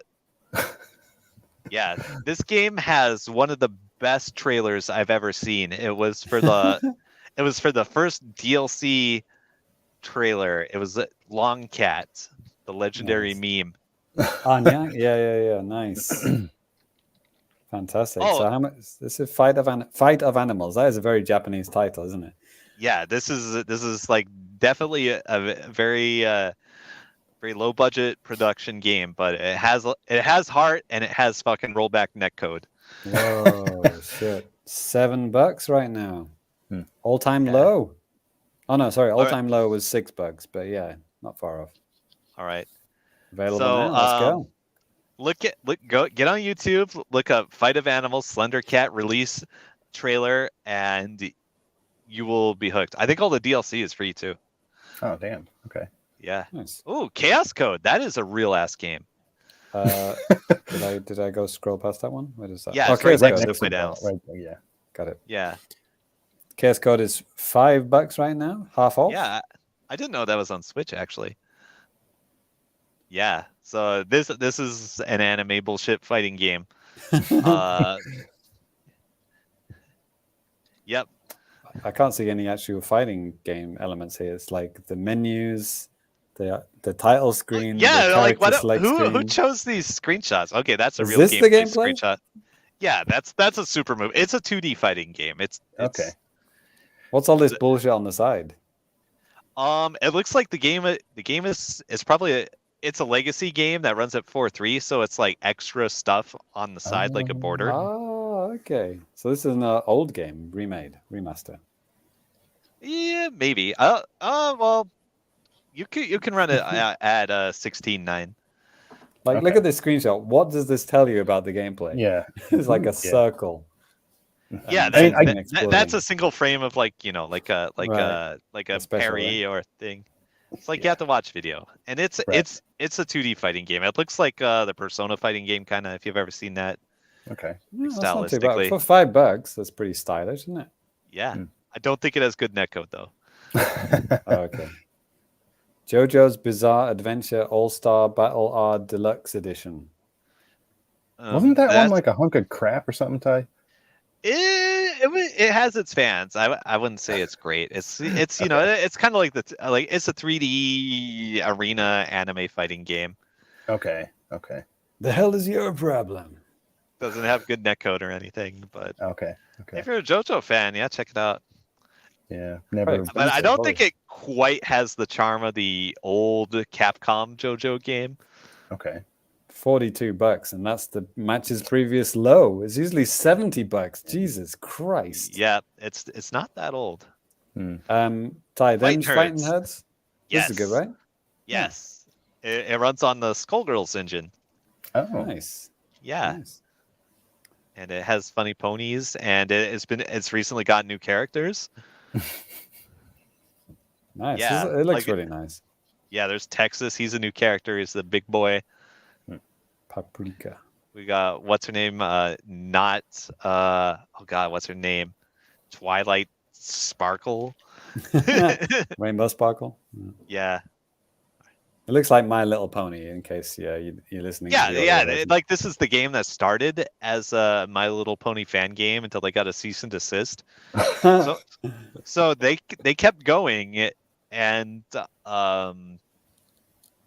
with original characters and what's her name? Like the head character designer for My Little Pony actually came and did design new characters for this game. Nice. I don't know if she did it for money or because she's a sweetheart. It's $27 right now, down from 40. Yeah. So yeah, that's a premium Yeah. game. It looks really good. That's the deluxe edition. So it probably has. Oh a yeah, whole so bunch it of probably shit. comes with the DLC and stuff. Right. Oh, Melty Blood. There it is. Yeah, Evo main game Melty Blood. That is a good sale. 50% off. Yeah. Damn. And I think like the DLC characters are free in this. Okay. So Wow. that is a good deal. Check it out. Oh, is this like the online lobbies or something, or single player? Yeah, that looks like a private lobby. There it is. Yeah. Anime Yeah, it fighter. even has and- text chat so you can like screenshot scrub quotes. Nice. So it's $34.99 right now, which is half That off. is a really good price. So it's usually 70. Yeah. Damn. Yeah, it is 70, half off. Sale ends August 11th, so you still got Yep. time. Cool. Yeah, that's probably an Evo tie-in sale actually. There you go. There you go. River City Miller, is that River City Ransom? Obviously. Yeah. Or a sequel. That's not a fighting Yeah. game, though, right? Yeah, haven't we seen this in it's like a weird multi-mix game? We've seen it in the Direct maybe? I don't think so, but I mean, Oh, okay. Yeah. It's like modern backgrounds with like sprites on. Yeah. there 3D have been. backgrounds, yeah. I mean, I don't know who the developer is on this or whatever, but I mean, yeah, they still do kind of crank out these games and a lot of different, a lot of different kinds of them and stuff like that. So Yeah. not surprising, but still cool. Okay. All right. Cool. It's all-time low of $4.75. Which Yeah. is That's made by Arc System Works. Yeah. They make Guilty Gear. Yeah, they make a lot of Kunio-kun games still too. Yeah. Ooh, Double Dragon 4. Is that just a retro? Yeah, re-release, I guess? that's like it's like a retro style game. It's not a retro re-release, but it's a retro style game. Mm-hmm. Oh, okay. It's $3.49. Lowest price ever. Is this one worth getting, Ty? Maybe, I don't know, for $3.49. You should get it and tell me. There you go. Yeah, it does look. Oh yeah, I have this. I played it for a bit. It's definitely like an old school Double Dragon, Okay. like both in appearance and gameplay. Hmm. So I don't know. The graphics look a little bit too blurred out. Like I think it the might way it's just be the colored. screenshots on this site actually, Hmm. because like Okay. I remember playing it like really crisp. Okay. It might be optional filters too. I'm not sure. Yeah. There's another Melty Blood type Lumina. That's Yeah. only The other one was $25. the other one was deluxe, like the deluxe edition. Okay, if you Yeah. just want the regular Melty Blood, that's only $25. That's Yeah. still 50% off. Yeah. All right. Fight of Gods. Oh, is this the one, Ty? Oh yeah, this is made by the same people that made Fight of Animals. It's like all the meme religious figures, Right. plus Santa Claus. It's the game that like got Steam banned in Malaysia or some shit. Yes. Jesus versus Buddha. Yeah. Yep, there you go. Santa versus Amaterasu. Santa Claus, known God. Yeah. Yep. He is So now. I'm pretty sure this game is very silly, and it does have that rollback netcode because it's like the same engine as Fight of Animals. Mm-hmm. Mm-hmm. Ooh. Guagong versus Athena. Yeah. Classic. Fantastic. Hope we didn't get demonetized for this one, but Only in some fucking banana republic. Yeah, hey, we're sucking marbleeds here. this one, Ty, Yes. is this the one that Simon talked about for 65 episodes? Possibly. Me too. Yeah. And he, This is the Power Rangers game made by Marvel versus Capcom fans and players. Right. nice. So it's tag team, big combos. You get like big Megazord assists, and I remember one of the guys on this nickname a Clockwork. He was recently in the recent production trailer for the Project L, League of Legends fighting game. He's one of the main guys on that now. Nice. Yeah, it looks good. Yeah, this game is fun. Like, you might get overwhelmed because it has big combos for big brain people who like Marvel versus Capcom. Mm. It's $10, down from 20. Yeah. Yeah. So, Oh, yeah. and also it has guest characters. It has Ryu and Chun-Li in Holy Power shit. Ranger form. Yeah. Damn. So I don't know if the DLC is separate or if it's included. So, oh yeah, the main game of Nickelodeon All-Star Brawl, the Smash Brothers game with Nickelodeon characters, Yeah. is on sale. $50 down to $7.50. Yeah. That seems an absolute bargain for Yeah. a Smash Brothers style game with Yeah. a whole shit ton of characters. Yep. Yeah, and like the DLC was $3 on top of Yeah, that. yeah, Yeah. exactly. Yeah, it was a Yeah. good deal. Oh, it's got And like buff versions of the what's his name? SpongeBob SquarePants characters. No, that's Oh, Powdered that's Toast Man. Yeah. Oh, is it? Yeah.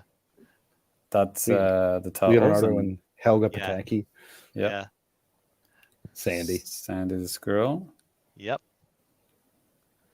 Yeah, it is so much Smash Brothers, isn't it? Like, Yeah. it couldn't be any more Smash Brothers. Yeah. The- Oh, there's an important difference. This game has good netcode. Okay. Ooh. Oh, check out DNF Duel. Who's next? Yeah. Who's No, that's the title of the game. I'm not asking. okay, Ty questions. this is a really recent game. It's made by Arc System Works. Oh. Yeah, and I'm very surprised this is on Switch. It's like this whole ass cell shaded Yeah. thing That going looks on. great. Yeah, it's like the same tech they have on Guilty Gear and Grand Blue Fantasy Versus. Okay. Hmm. So I am shocked that this is on Switch actually. Well, it makes sense because some of those games are on Switch, so it's probably just modify their engine just to make it work on Switch or whatever. No, I don't think any of those games are on Switch. Oh, really? I thought like a Grand Blue or something was on that. Really? Did I thought so. I could be wrong, dude. I mean, It might be more a about- different Grand Blue game. Okay. It is. How much is this game? Right now, I lost it. Right there. DNF 40 Duel, is that what it was? This Yep. one? Yeah. Right there. $44, down from $50. So, yeah, 12% off. Yeah, still quite expensive, but yeah, just came out. Mortal Kombat 11, we talked about that many times. That's Yeah, that's $10 right now. That's $10 all the time. Capcom Fighting Collection, is that the good one, Ty? Yes. Or- That's the Yes, good one. yes, Okay. yes. Yeah. This is the good one, and this has Street Fighter 2. Yeah, that's Puzzle ST. Fighter. Yep. That one. Darkstalkers. Darkstalkers. That's the one. Yep. That one. The dinosaur one. What? Yeah, it's like the first time this has ever been like released from home. I think that's a Warzord, aka Red Earth. Oh, I've heard of that. Red Earth. Yeah. Yeah. And this is what? Chibi Cute. Yeah, Street yeah. Pocket Fighter. Pocket Fighter. What was that for? Neo Geo Pocket. No, it was an arcade CPS2 game. It's had okay. home versions. That's That's Capcom's most popular game, Cyberbots. That's how I always introduce it. Nice. Cool. And no one knows what this one is.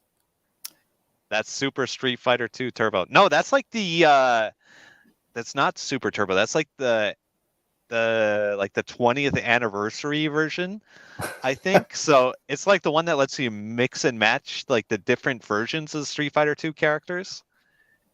Like you could have like this one? Yeah, anniversary edition. That came out like late in the PS2's life, I think. Okay. So that'll let you play like, you could play like Super Turbo Guile versus like Super Street Fighter 2 Guile, or Champion Edition Guile, or World Warrior Guile. Yeah. And it says they got Japanese and English versions of most of them. Yeah. That's pretty cool. I mean, it's just another 20 meg ROM. Who cares? And the Street Fighter 30th anniversary, that's the bad one, right? Yeah, well, the bad netcode. Like, if you just play offline, it's fine. Right. So, some of the menus are a little weird too, but it's fine. So Teenage Mutant Ninja Turtles, wait, Cowabunga Collection, that's the one that's got Tunnel's Tournament Fighters on? Old games and shit. Yeah. Hell yeah. And then Shredder's Revenge, that's the more modern... The new one. The recent beat 'em up game, yeah. Yep. Cool. Both cool, right? Yeah. This has got one of my favorite fighting games on. Not that one. Not that one. Not that one. Tournament Fighters. This one. Yeah, this game is legit. People still play it. It's great. It's a good ass game. And... Yeah, actually, I was playing with my friend at a recent offline fighting game event. Nice. Yeah. Yeah, Manhattan I love Project. Yeah, Turtles 2 and the arcade game Manhattan Project on NES. I love those games so much. Yep. Nice. Do you have this collection, Danny? I don't. I think that's like I got TGS it. last year or something when it came out. I don't know why, but the Cowabunga collection is $30. It's only $10 off right now. Yeah. Actually, I forgot to say the name of the Capcom Fighting Collection is $29.99, down from $39.99. Yep.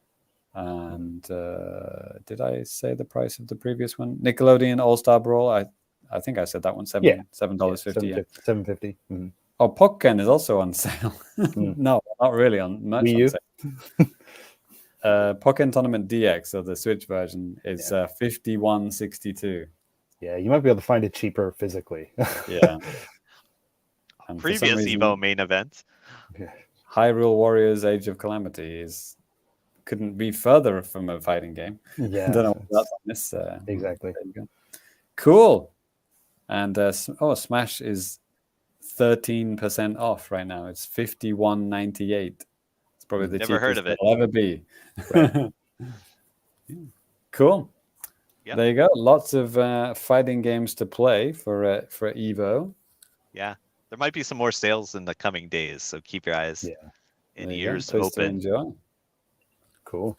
So I will close up my bag of fighting games and allow Ty to open his. Yeah. I actually got a big box from Capcom right here. Oh, actually, I have 2 boxes, and they're both from Capcom. So, yeah, like Capcom is one of my favorite UFO capture sites right now. Yeah, and just for the record too, Ty did put his tier list up on our Discord the other day after the last show. I went ahead and just kind of cross-posted that on it's going to be on the YouTube description. It's going to be on the site article. So you can check that stuff out there, and you could actually potentially try it out for yourself. So yeah, give it a shot. Yeah, well, I don't think you get to try Capcoms unless you live in Japan. like I said, you could try everything. Yeah. I mean, you can actually sign up and like play like the free practice machine. Oh, I think almost every site has those, so you can Okay. kind of test out your connection, Oh. test out the latency. All right, so let's see what Capcom sent me. I got 2 figures in this box. Yes, these are 2 figures I actually genuinely wanted. Hmm. All right. Hold on to your butts. All right. Oh, yeah, they bubble wrapped everything nice too. All right, I got Punk Spider-Man. Spider-Punk. Nice. Yes. Yes, a true anime character if ever there was one. Let's see. Looks like there's some assembly required. Oh boy. Not too much. It's like 5 parts. Yeah. Pretty typical. Like sometimes you open up a figure, it's all in like 1 part. You just have to put it on the stand. Yeah. Sometimes it's 2 because they're kind of tall or a weird shape. Sometimes there are a few more pieces. Yeah. I'm not a very patient person when it comes to that type of stuff. All right. And next up, we have. Oh God, get out of here, please. I got the funny frog girl from Hero Academia. Okay. I've seen her. Yeah, she's great. This is the first time I've ever seen her figure in a UFO catcher was like this week. Yep. Love frogs.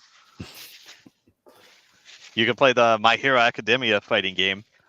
I don't recommend it, but that was on sale in that list as well. Okay. Yep.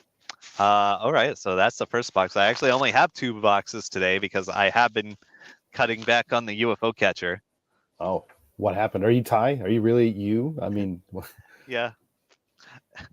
just trying to spend $0. So this is what that looks like. I know what you mean. I know how that goes. Yeah. Well, actually, I had some more boxes in the mail, but they didn't get here in time for the podcast. Oh, okay. But let's check out this bigger box I got from Capcom. Like, I don't remember what all I got, but I think I was looking forward to this one. Let's see. What do we have in here? Oh yeah, I love the Spider-Man stuff. I got Spider-Man 2099. Nice. With my plush Spider-Punk that I got the last episode. Nice. So now I have the set. There's 2 in the set. Perfect. Yep. All right, put them in the pile of plush stuff I have over here. All right, what else do we got in here? More Marvel stuff. Let's see. I got Deadpool. Oh, nice. Check him out. Yeah, so like those voice bubbles are actually like part of the figure. Oh, rad. That's cool. Yeah. So it has them like on every angle on the box too. Yeah, that's okay. That's really nice. Yeah. Giving the thumbs up. Mm-hmm. Yeah. Oh, cool. Yeah, that's rad. So yeah, he has like all these different voice bubbles. I think you can choose like which ones you slap on there. Oh, okay. Yeah. What does he have? He has Yow. He has Seriously. He has Do It for Deadpool. And I can't see the first one on there. Something a hero. Being a hero feels great. Okay. Nice. That's a nice figure. I've kind of had my eye on that one for a while, and then the opportunity presented itself. Oh, all right. Let's see what we got here. It is a random horse girl figure. All right. She had bright colors, so I went for this one. Okay. I have no idea who this is, but Nobody presumably based on a real racehorse, right? That's the lore. Is that what? Okay, really? Yeah, like all the horse girls are based on real horses. They've just been anthropomorphized into anime girls to lure in more young boys to gamble at the horse tracks. Okay, well, it's a pretty good idea because I know a lot of young boys that are really into this thing. Yep. Love the horse girl. Damn. All right. Now, one more. We got a big boob girl. Here you go. Relax time. Another one of those. Relax time. All right. Yeah, actually, the Hero Academia one is technically a relaxed time figure. Oh, okay. This is Yeah. Bleach? Okay. Yeah, this is Bleach. I've never seen Bleach, but I recognize this character. I've seen like a few episodes and I don't recognize this character. Really? Okay. Only like 2, so yeah. All right. Well, there you go. So yeah. Wow, these are like all anime figures in one plush, Yeah. right? So the nice thing about anime figures is they're easy to stack in store. Please help. All right, so yeah, small anime box today. That's it. Which one do you like the best? Please comment in the chat or the comments, and I'll try to put it in the thumbnail. All right. Cool. Well, thank you very much. My vote is for Funny Frog. Funny Frog was good. It was good. I like Deadpool. Deadpool's cool. Yeah. So Spider-Punk though, this is kind of the hotness. It's cool. It's cool. It's a tough choice. Yeah. Alrighty. Well, like Ty said, that is going to do it for the anime trash. We're going to move to a little bit of feedback before we close out the show.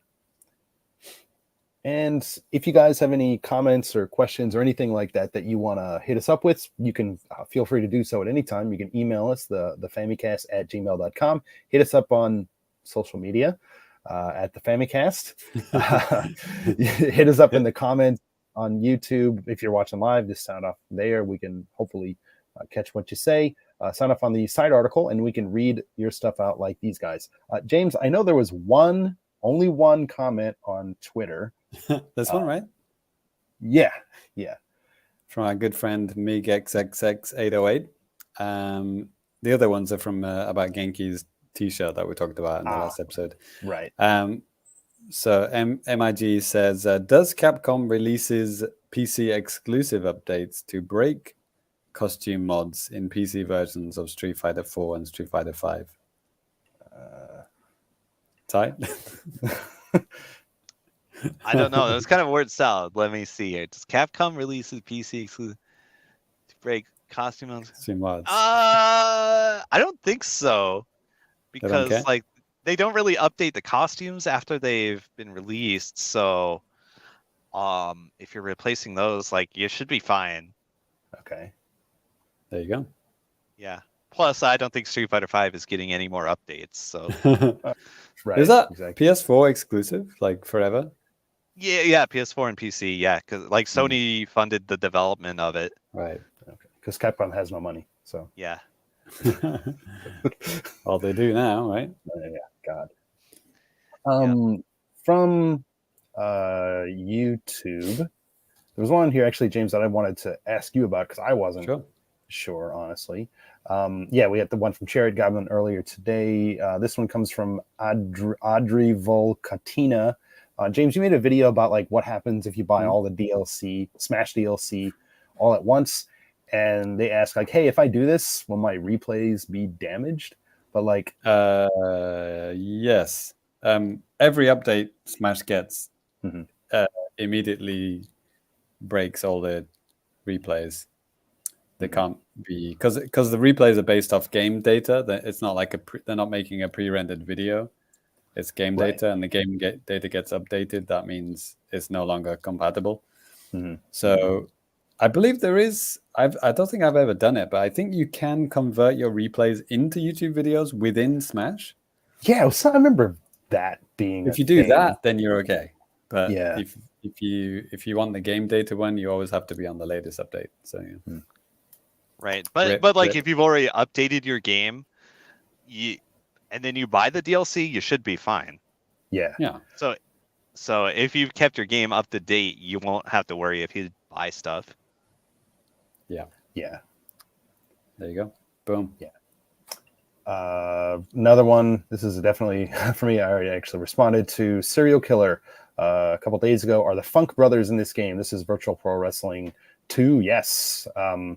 Again, like with Virtual Pro Wrestling 2, a lot of the characters are like over half of them. They couldn't use like they tried to like put different promotions in the game. So like they had the license maybe to like one of the promotions, but then just basically did lookalikes and also had a very heavy customization option in the game. So people you could change to like change people to whoever you want. Are the Funk Brothers in this game? Yes, they are. So you can play as pretty much all that type of stuff. Then yeah, some other cool comments. Somebody was talking about like what wrestling was like back in the 80s and 90s and stuff like that. Lots of kind of cool stuff like that. People complaining about the cameras in NBA 2K23, stuff like that. But yeah, comments on YouTube. There's something that, you know, if it's related to a video that I have, I usually check it out and usually comment pretty soon. It just if depends. it's about Sometimes, baseball, it'll get an answer. about baseball, you're gonna get an answer. No, but yeah. So I mean, like we said, if you guys have any questions or comments or anything like that, definitely feel free to hit us up. And with that actually brings Famicast 251 to a close. Before we go ahead and get out of your guys' hair, we're going to go ahead and give you our Twitter handles, or excuse me, social media handles. X, whatever. This is where you can find us probably. If you want to find me, I'm at DannyBiv, DANNYBIV. JC, how about you, man? So I left a hint earlier in this episode. So a guy has been a long OG Splatoon friend of mine since Splatoon 1 on the Wii U. Terrence Topolk on Twitter. He gave me an invite to Blue Sky. So Lucky. I have to shout him out. Terrence, thank you, my man. Splatander forever. Really appreciate it, man. Thank you so much.